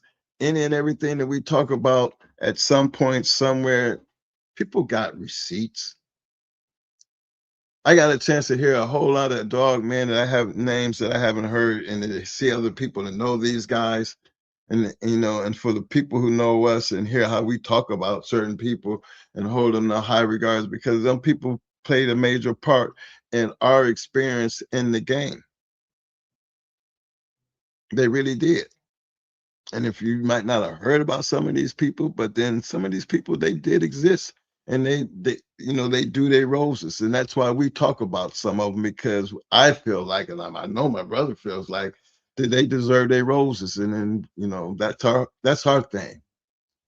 We ain't got no books or nothing to write in. I don't see my boys in them books, but these guys need to be recognized because they had great dogs and they were great mentors to people. So they're not out here on these podcasts, you know, just to know Sean B is sitting back watching. Big ups to my homie, to my people on the back street. Much respect, much love.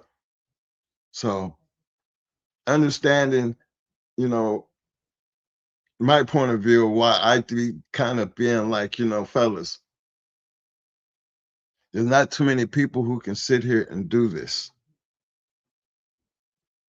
We can all go read books and do stories and stuff. I mean, y'all never seen me really go out there and try to talk about, great dogs of the past. Because I feel like if you really wanted to know the game, you would go out here and promote some of these people who have these great books. And I'm telling you, you're going to get more than just a little minute and 2 minute, short. Because there's a lot of great dogs that we don't get a chance to talk about. But that's okay. That's okay, because if you're enthusiasts like we are, then you're going to find them and you're going to learn about them, and you're going to be, there's going to be something about those dogs that you like. Like for me, going like Barney he was my dog. Why, twin? Because if you know about going like Barney, he was a rough ass dog.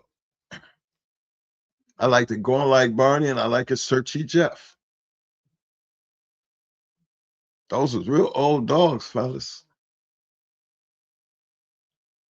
But you would understand why I like those dogs, because if you read the story about them, you'd be like, yeah, it ain't always about the Mayday and the Bolios and the Bucks. No, you're going to have that love. I had that love for Searchy Jeff and going like Barney when I started learning about pit bulls. That's what I wanted. I mean, I want something like them. Yeah, there's stories behind them, but look what it takes to get something like them. Think about what it feels like to have something like them. Wishing is one thing, but to actually have them and have a couple of them, there's no greater feeling, man. And a lot of these guys that we talk about, that I show homage to, they know what that feeling is like. And it's hard to tell you about that feeling. But the love of the game, that's the first and foremost. That's the most important thing. It's all about the dogs first. Everything else is secondary to that. It's a matter of if the dog can't do it without you. Now, who the game is, you or the dog? Because we believe in the dog. The dog can be as good as he want to be. All I got to do is help him get there. That's it. And that goes, and I hold that just say in a competitive nature, regardless of what it is. Whether it be a good guard dog or a good treadmill racer or a good run up the wall, all these things matter. You know, it really does matter. But, you know, you gotta first have a dog that's willing and able to do it, but then you gotta be the dog man to get them to do it. I mean, you gotta make the choice. See, all that shit works hand in hand. So I ain't a fan of the hating and to sit back and talk about another man and what another man did or didn't do when, you know, how about your own story? If you had your own story to tell, you wouldn't have time to talk about anybody else because that's what I felt good about us. We can sit there and we could talk dog basically all night because we got a whole lot of dogs and a lot of people who had these dogs and seen a lot. But yeah, you know, it was a great experience, which means I don't have to leave room to find myself talking about anybody. You know, I've had my problems with certain people and I'd be open about it because, you know, this game is not made of angels, but the majority of the game, it was, you know, integrity, honor, respect, loyalty, and the love of the game. You know, those are things that's supposed to be by nature. And I say by nature, by just having dogs, you know, you got to have that. Anything short of that, you know, you bullshitting. And bullshit generally catches up with you.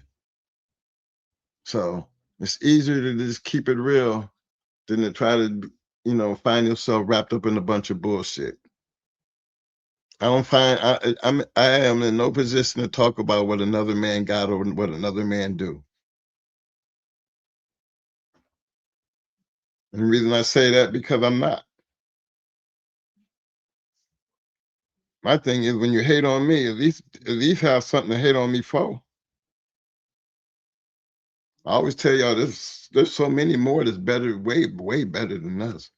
But I just don't get what someone people that have the nerve to actually be saying something and you can't even get started. If I put you in a position to do what we do, how short would that show be? But see, people don't want to hear that because, you know, it's an ego thing. It's about, you know, clicks and likes and shit. Well, clicks and likes is not what made this game what it was. Clicks and likes is not going to make you a better dog man moving into the future. If you ain't out there putting in no damn work, you ain't climbing up no wall, you ain't running no treadmill, you ain't doing no confirmation, you ain't hanging out in the basement. You just somebody who just be like the ones that just like to show up to the great fights and say I was there, but you never ever crossed over that wall. No, I'm just a gambler. Well, you're a fan of the game. You're a spectator of the game. You know, a lot of us we watch a lot of boxing and football and all that. We are just fans of the game. We're spectators. It's nothing like being a participant, fellas. It's nothing like being a participant. I prefer to be a participant in a dog game. And that's basically, I'm hoping that our viewers understand that part. We were participants. We weren't spectators and we were not fans. So understand the difference. You know, understand the difference and respect the game. Because if you respect the game gonna respect you.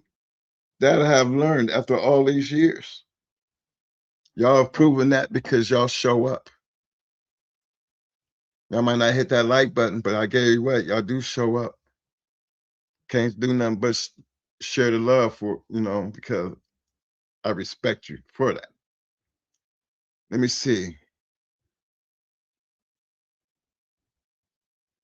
Sabriel Bazaar. Welcome to the Shark Tank, fam. I gotta hit all these guys here. I see a lot of these new faces. Hey guys, I really appreciate these new faces showing up in the tank. If you haven't already, hit that subscribe button. Hit that subscribe button. Big shout out to my man Habby360 coming through with a 5-piece. I know I was late, but you know, let me see here. I'm going down this list because I got to make sure my man get his hardware. Hold on. No, that's that one. Here we go. Welcome to the Shark Tank. Orphan One Gadonian Ramirez. What up, fam? He said, Mike, it's way past your bedtime, twin. Mo charge. He can scratch all night. Good night, twins. I feel you, fam. Because you know, I had to cut him off. I had to cut him off. Big shout out to my man Eduardo Venezuela. I see you, fam.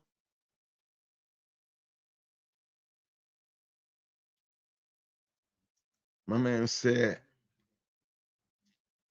a keep is not a cook recipe. You can't copy another man's, especially when he's in Florida and you're in Arizona, different climates. That's true. Now, considering we was in North Carolina, where, you know, North Carolina, it did, you know, it was cold in North Carolina. It had those ice storms. And then in Ohio, well, you already know what Ohio is like. And then leaving there and coming here to Florida. So yeah, we had different ways of dealing with this climate thing.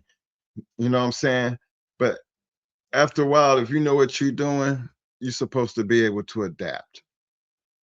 And being able to adapt was just one of our fortes. I mean, what nothing like Florida though. You know, Florida was just like that was kind of like the paradise. That's probably why the yard we hold so much, because the yard was a combination of going through all of that and then saying if we had a chance to do something, what would it look like? And that's what it would look like. You know, that's what the yard looked like, and that's what it did for us. So that's just to show you, regardless of what you're doing, how you're doing it, anything is possible. All you got to do is put in the work. The rest, let time take care of.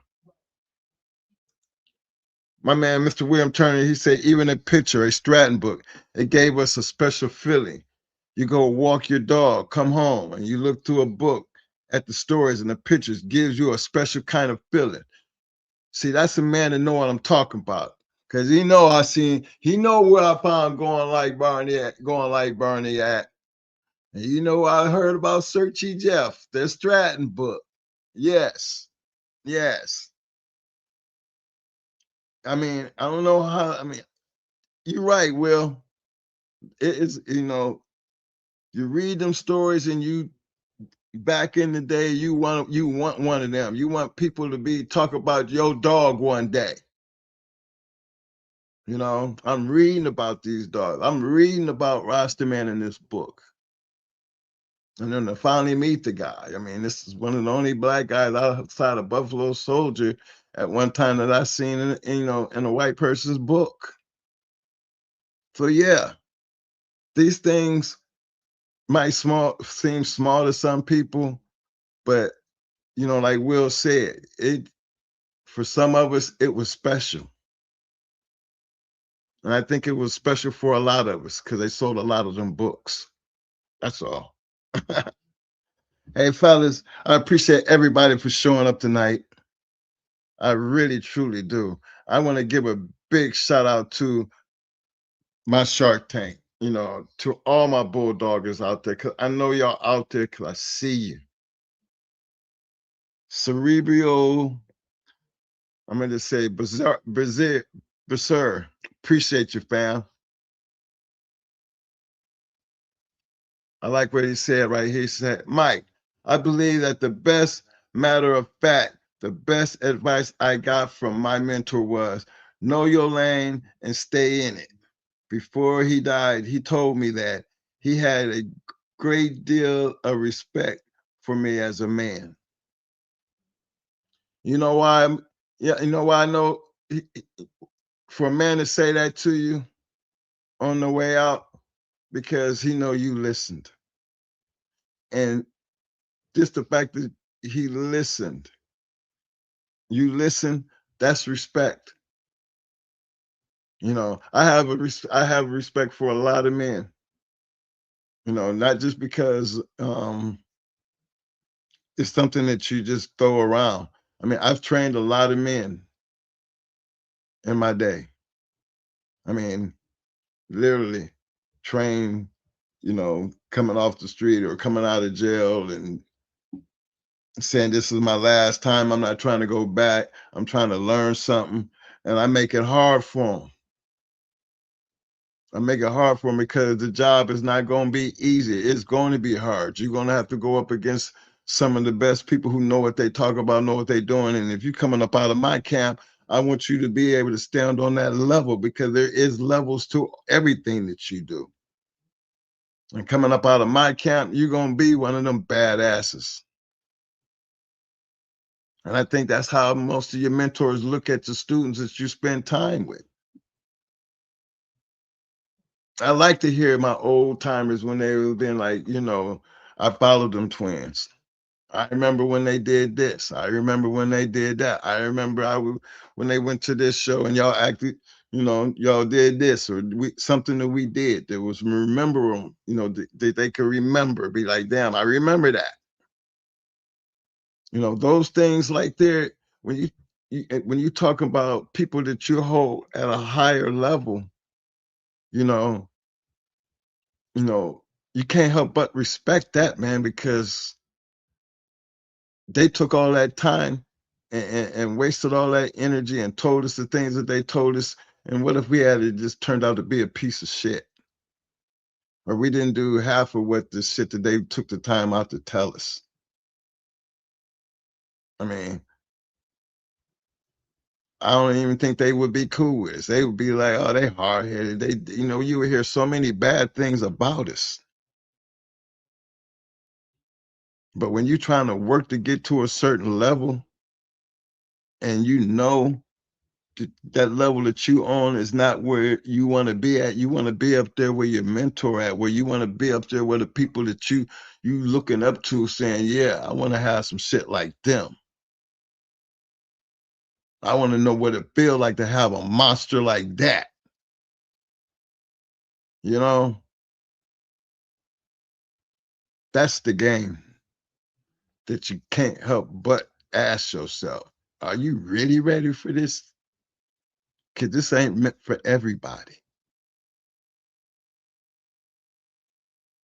But if you're willing to go at it, don't go half-stepping. Go full off, you know, load them up, get out there, put in that work, do what you do, because talking ain't never won nothing. You know, doing, I've seen a lot of them in my 20 plus 30 years of being around these dogs. I've seen a lot of people put in some work. And even though everybody can't be a winner,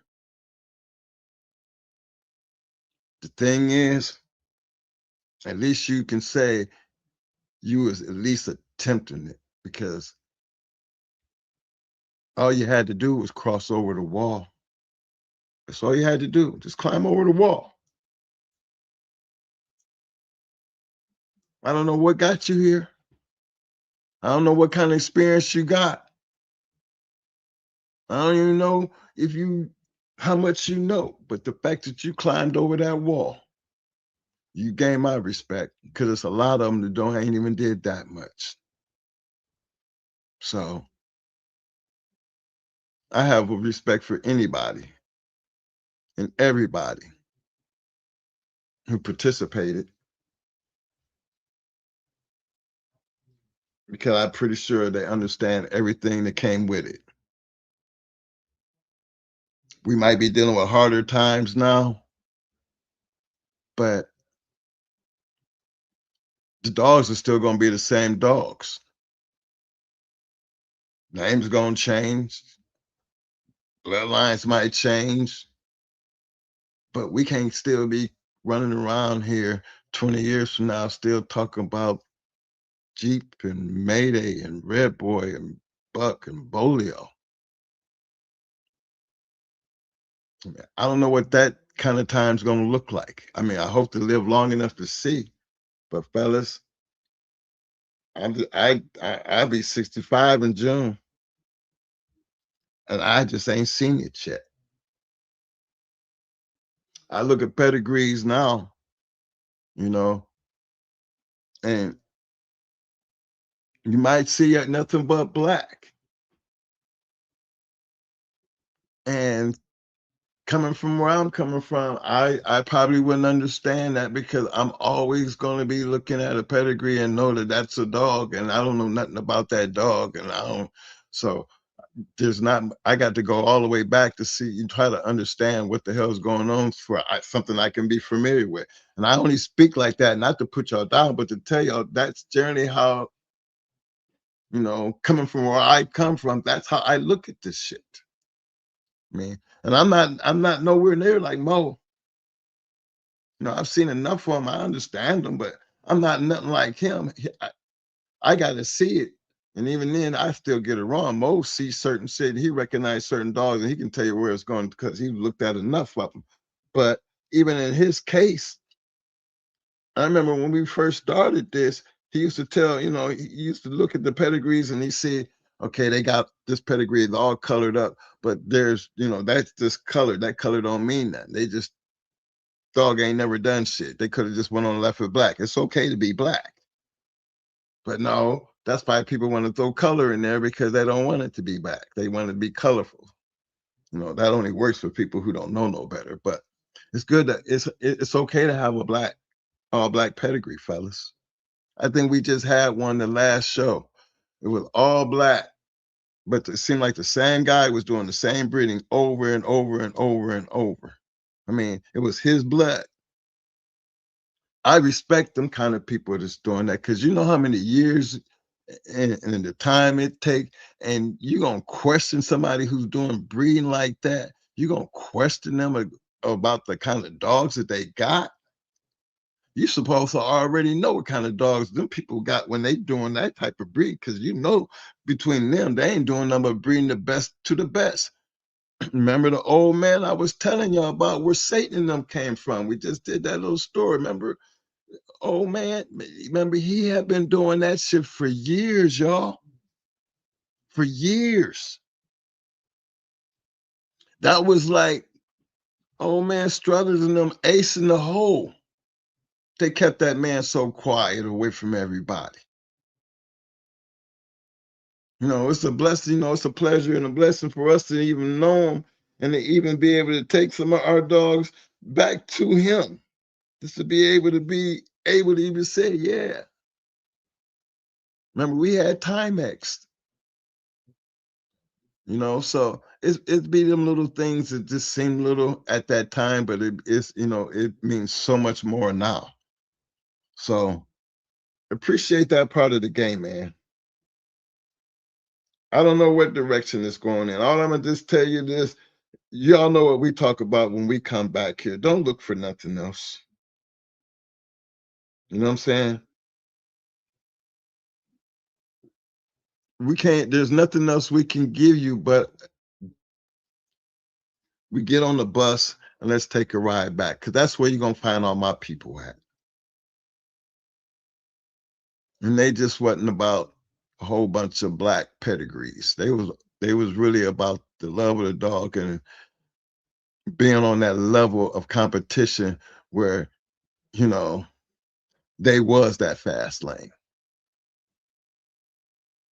You know, some people talk shit about it, but then the only people I could see talking shit about it are the ones who wasn't out there in it, because it's easy to do that. You just never made it there. But there was enough of us that was out there that, guess what? We entitled to have the haters. That's all. Where we at here? Big shout out to my man MB for Fire. Again, big shout out to my man Mr. Will Turner. Big shout out to my man Anthropology, Pit Dog, all you guys. Hey fellas, do me a little favor here. I know I got my boy MB for Fire in here. Look, fellas, I need y'all to give me some thumbs up, thumbs up, thumbs up, thumbs up. Muscles, muscles, muscles. Now, this is Valentine's Day. Come on now, give me some damn roses, roses. We need them damn roses. Now, go ahead and show me some love tonight. Because tonight was one of them nights we made it. I'm here. And it was hard for me to get here, but I made it here. And the fact that there was so many people that showed up, I feel good that we did make it here. Because I look at how many people we would have disappointed if we hadn't made it. You know, and that's a good thing about this, because as long as I feel like that, then, you know, I'm still going to be dedicated to this. I'm going to be dedicated to you guys. You know, and it's not for nothing else but to just put it out there and, hey, fellas, you know what? This is what we're going to talk about today. Because to me, this conversation is good conversation, man. Because all we doing right now, we just bulldogging. I ain't talking about nobody's mama. I ain't talking about nobody's being a rat. I ain't talking about nobody's kids. We just straight talking bulldogs. And I think we just need to get back to that. You know, as a community anyway. So that was my conversation, because I don't ever want to look at this game full, you know, as full of a bunch of, you know, gamblers or fake ass people. Because that's just not something I want to be a part of. You know, I if anything, I want this to be like a history book where, you know, y'all will remember people like Sean B, LaFonz, and Undertaker, and Legion of Doom, and, you know, the list goes on. You know, because that's what's important to us. And really, it'll be a whole lot more important to you too, if you just utilize the work, the stuff that's actually given to you, and make it work in your favor. Big shout out to my man. Appreciate the love, J-Bo. Good guy. I see you, fam. Fred, as always, Fred showing the love. Let me see who else I got here. I swear I got my man his hardware. Yeah, he got it. Over. Orphan One, Guardian. There you go. Welcome to the Shark Tank, fam. I had to find your name. There go your hardware. Fellas, I know we're going to be, I think, Mo go in the hospital on the 19th. So he might not, I mean, I might find myself doing it Friday. And then again, all depends on how his surgery turn out, you know. I'm hoping it turns out to be everything be all right. But you know, anytime you go under that knife and they got to put that gas in you, and then they got to put that thing down your throat. See, I just had surgery. Let me tell you something. I hate waking up with that damn thing down my throat. They got to tie me up, because my first thing is I'm pulling that shit out my damn throat. And I know he gonna do the same thing, and that'd be the longest 4 hours that you got to stay woke before they'll take that thing out. You know, they tell you, now, Mike, Mr. Bates, we need you to stay woke. We need you to stay woke. You want to get that thing out, you got to stay woke. Like, yeah, right. That'd be the longest 4 hours. I'm telling you, it's something I just don't want to go through ever again. And that's my second time going through. So trust and believe.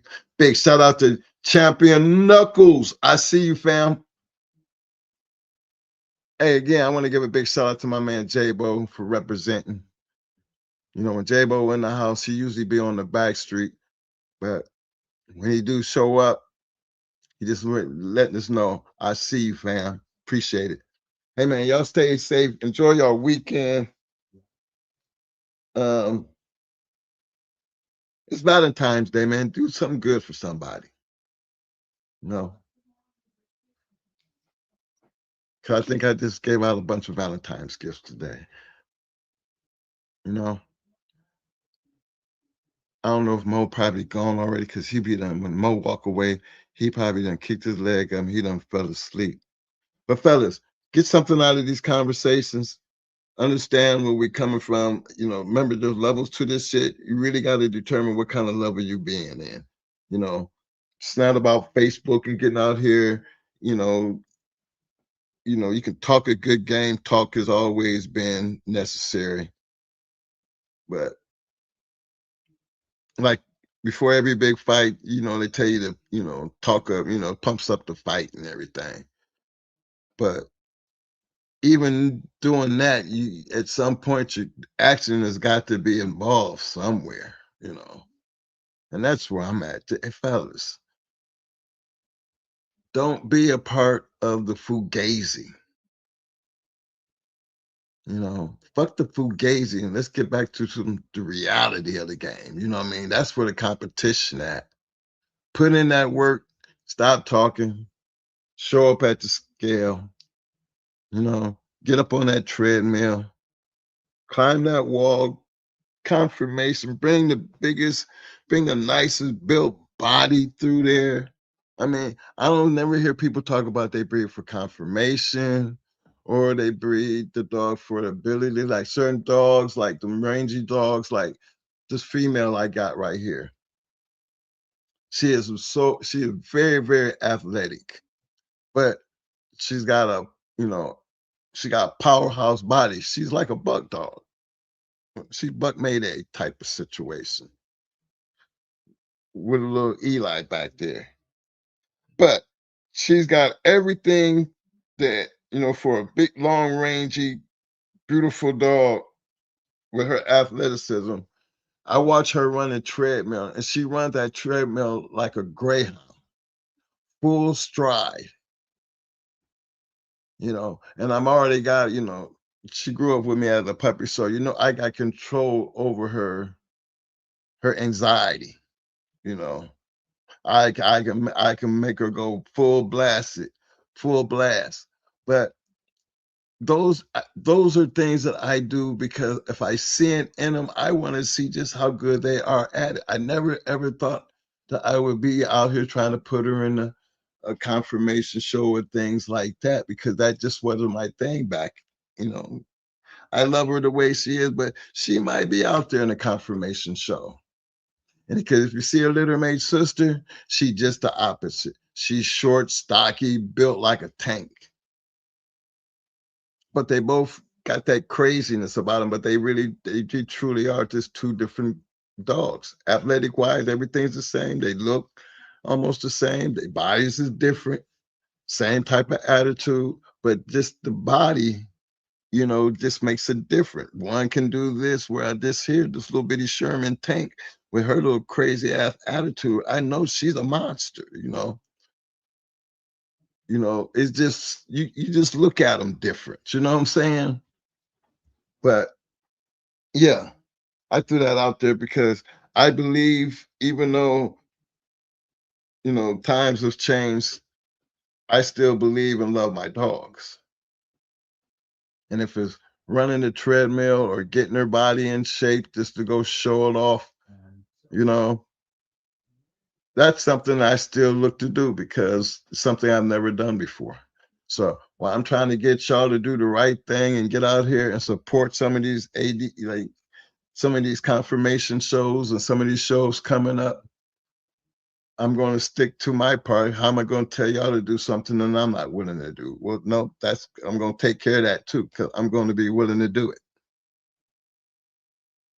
Just to say that I done it. Now I've judged one, which it really tweaked me to want to even do what I'm doing now, to even be talking about it because I love the competition. I love to see, you know, what that work looks like with me up against somebody else. That's just a challenge. Never done it before, but guess what? It's not, I'm not sitting here to talk about I wouldn't do it. Big shout out to my man, Tony. I see you back there in the back street, Tony. You know, showed up and showed the love with the thumbs up and the roses and the muscles. Appreciate you, fam. But look, hey, big shout out to my man, Insane Honey Badger. I'm hoping that you will show up.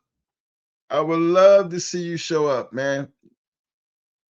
Keep me in mind. Let me know if you're going to be headed that way. Let me know, because I would love to meet you. And then everybody else. I'm trying to make that South Bottom show.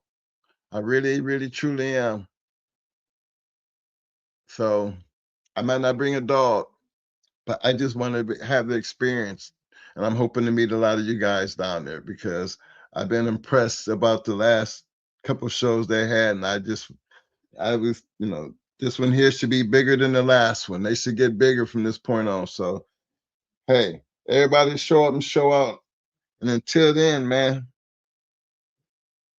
don't be bullshitting. Don't be playing around out there. Put in that work.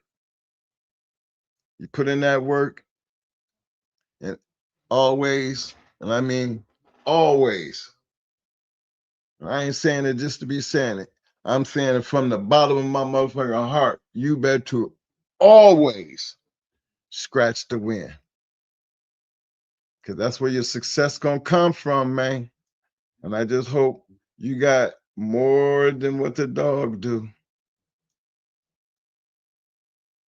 because this how I'm doing it.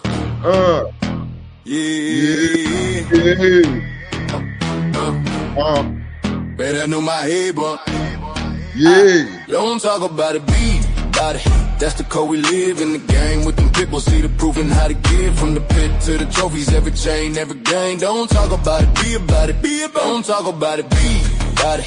That's the code we live in the game with them people. See the proof and how to give from the pit to the trophies. Every chain, every game. Don't talk about it, be about it. Be about it. Most wanted kennels in the spotlight, danger alert, come with the name. Super kennels competition, all built for the fame. Work kennels was the work and work, while Cherokee kept the game strong. Evolution built a bloodline, where the heart come from. These dogs ain't hype, they the truth in the pit. Every pedigree stamp when them paws hit the street. Ain't no fairy tales, just that real y'all grit. Don't talk about it, be about it. That's the pit bull script. Shout the brothers with the backbone thick. Veer brothers, color brothers, Bishop brothers legit. They don't talk about it, they be about it every day. Put the work in and y'all let the results say.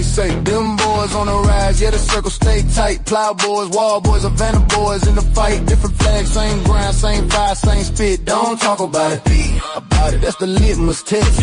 Legend of doom, behind set tone. Locked tight, locked in, carved in stone. Church boys hold it with the pit bull gauge. Fruit colors on man, Sean B in the maze. Arsenal gang deal, but your knife stay sharp. Only in America, walk them down, ram in the dark. DSK and Metal, high dog, pound by hard. When they hit, praise to the men who rock this shit. Don't talk about it, be about it. Yeah, they live it. Fat boy the legend, real buster, real strong. Southern bulldog, keep the bloodline long. Latin force pressure, sniper don't miss. Shaded day, shaded with a killer instinct. Twist, super night power, unit whole rank. Boot camp, click hitting like a Sherman tank. Little fine with the vision.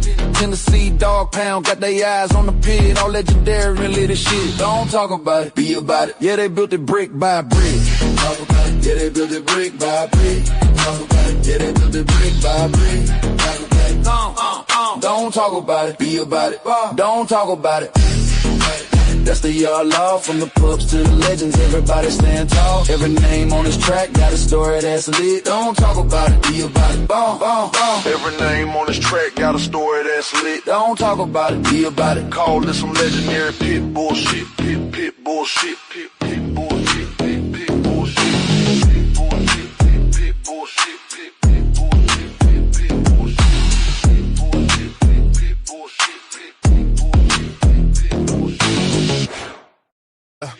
We in the trenches, feel that hunger in the air. Yeah. Welcome to the yard. If you're tough, you can stand. Yeah. Yeah, welcome to the yard, where the chain spots shine, bloodlines run deep, every pedigree's prime. The game APBT, worldwide pride. You come correct, or stay the hell outside, legacy made. We grind, we hustle, twin bosses, Mo and Mike locked in the scuffle. Yeah, we run the yard, iron fists and grit. When the sun comes up, no, we never gon' quit. Udo and Devo, legends carved in stone. Patrick Bolio made the yard their home. Tanned and yellow, they whisper through the trees. Echoes of greatness, feel that legacy breeze. Going hard, going hard. Yeah, we run this yard, nothing but the best. We don't play it soft, bloodlines stack heavy, 52 ways so strong in this dog-eat-dog world. We know where we belong, the yard where greatness prevail. Pressure creates knowledge and hard work. It's how history bakes, all on the fucking deal. Pressure creates knowledge and hard work. It's how history bakes. Tails in the dirt, every chain spot turn, lessons learned hard. Like the scars we earn, no shortcuts taken. Champions ain't bought, just blood and sweat. This legacy taught from Mayday to Ace, Buck to G. Every warrior counts, we ain't losing no sleep. Heat like a furnace, knowledge is the key. In the yard we trust, we got the pedigree. Feel the intensity, blaze in the fight. In the shadows of the yard, we rewrite the night. From the ring to the chain, we like kings cut out. Mo and Mike, every victory's what we shout. Going hard, going hard. Yeah, we run this yard, nothing but the best.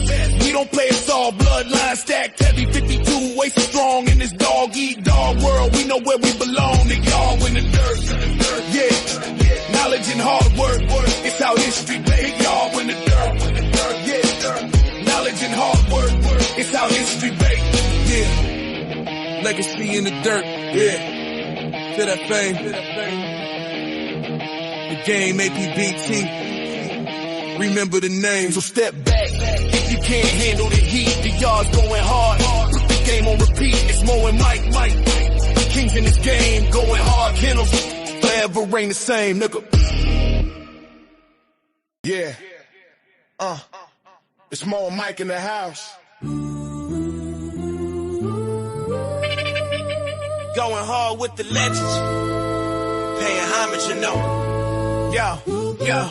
Twins Mo and Mike, we running this game. Legends in the making, never gonna be the same.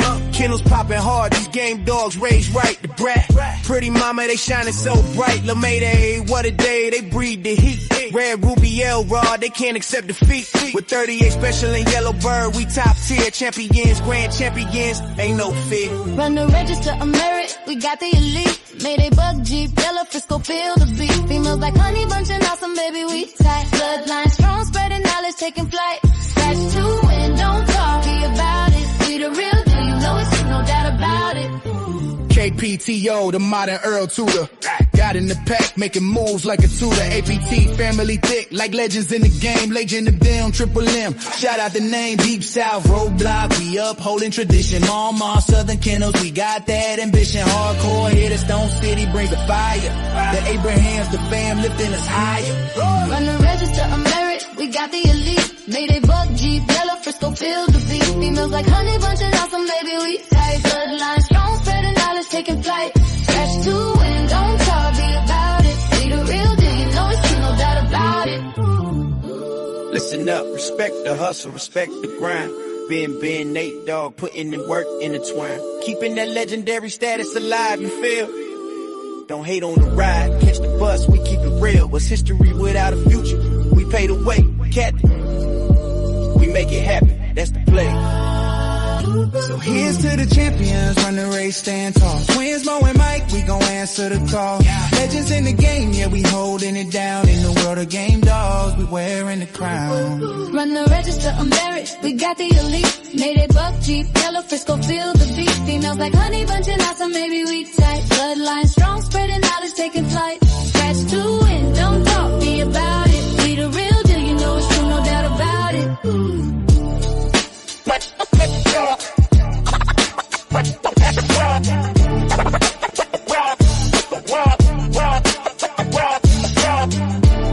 Shout out to Ohio Cash, the man with the plan, Rastaman Boom, Schoolboy, aka the. There's levels to this game. Develop your game. Develop your game. Develop your game. Develop your game.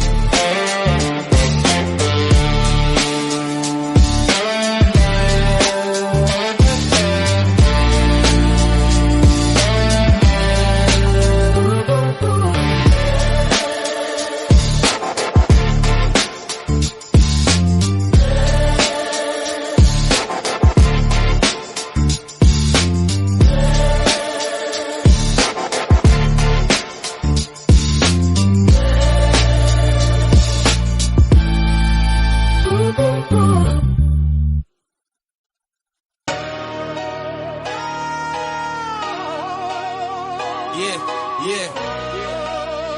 Ciao. Going hard, Kennels, yeah, we running yard. Twin bosses, Mo and Mike, every day they go hard. Line stack heavy like a deck full of cards. From yellow Mayday 8s, they bred real stars.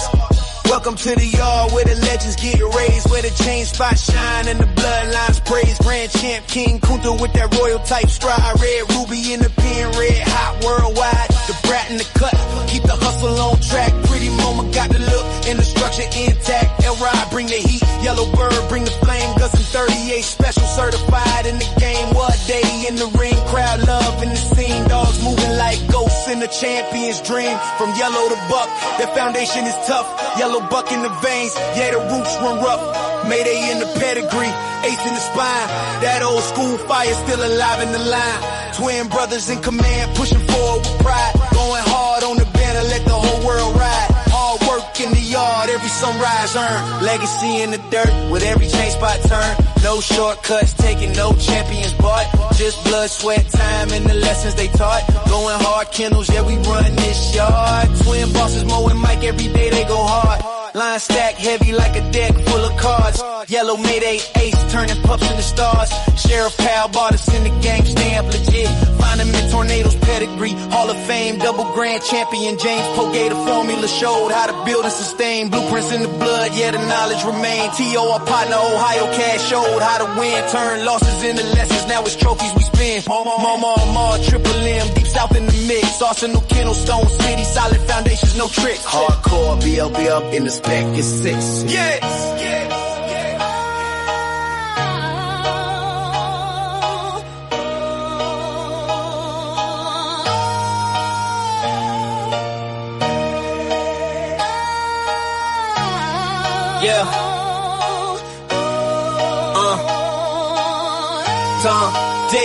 Tom, Tony Wade, Southern Kennels, real ones through time from Pro Set, Windy City, combined in place, low type, apex, pressure built for the chase, gotta eat boys, black ice, hunger sharp as a blade, third verse for the legacy, every debt fully paid.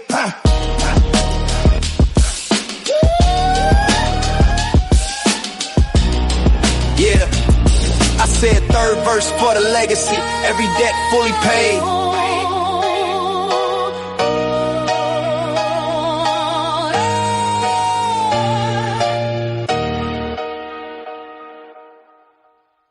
The dog game is dying. Let's talk about the game first, not the dogs. It's the challenge of the wins, the competitive addiction, the thrill of the win, and the rewards of achievements. Losing only gives you the drive to come back. I learned to watch the winners, my motivation was there, my dedication was evident, now I'm a winner. The problem is the cheating to win, manipulating the truth, and then it's the all-out liars. How is this sharing our achievements with liars, cheaters, and bullshitters? We have lost the historical value of the dog game. We can't decipher the real from the fake, the lost is the cost. So I salute these dogs of going hard Kennels for all that you've given me in the game. Let's talk about pit bulls. The history, the breeding, the maintaining and feeding, and the controversies surrounding the great hunts. Come interact with the legends, and ask questions, and listen to their stories as we talk about kennels and dogs of the past and present. Hosted by one of the game's most respected kennels, with over 40 years in the hunt, going hard Kennels Twin 1 and Twin 2, dogs like Champion the Debrat, the very first champion off Grand Champion Mayday, the Dog of the Year, and Register of Merit. Champion Pretty Mama 2-time Best in Show and 2-time Gamest in Show. Going Hard's Bay Bay, Register of Merit, Damn to Champion What a Day, Champion Gus, Champion L-Rod, and Champion Yellowbird.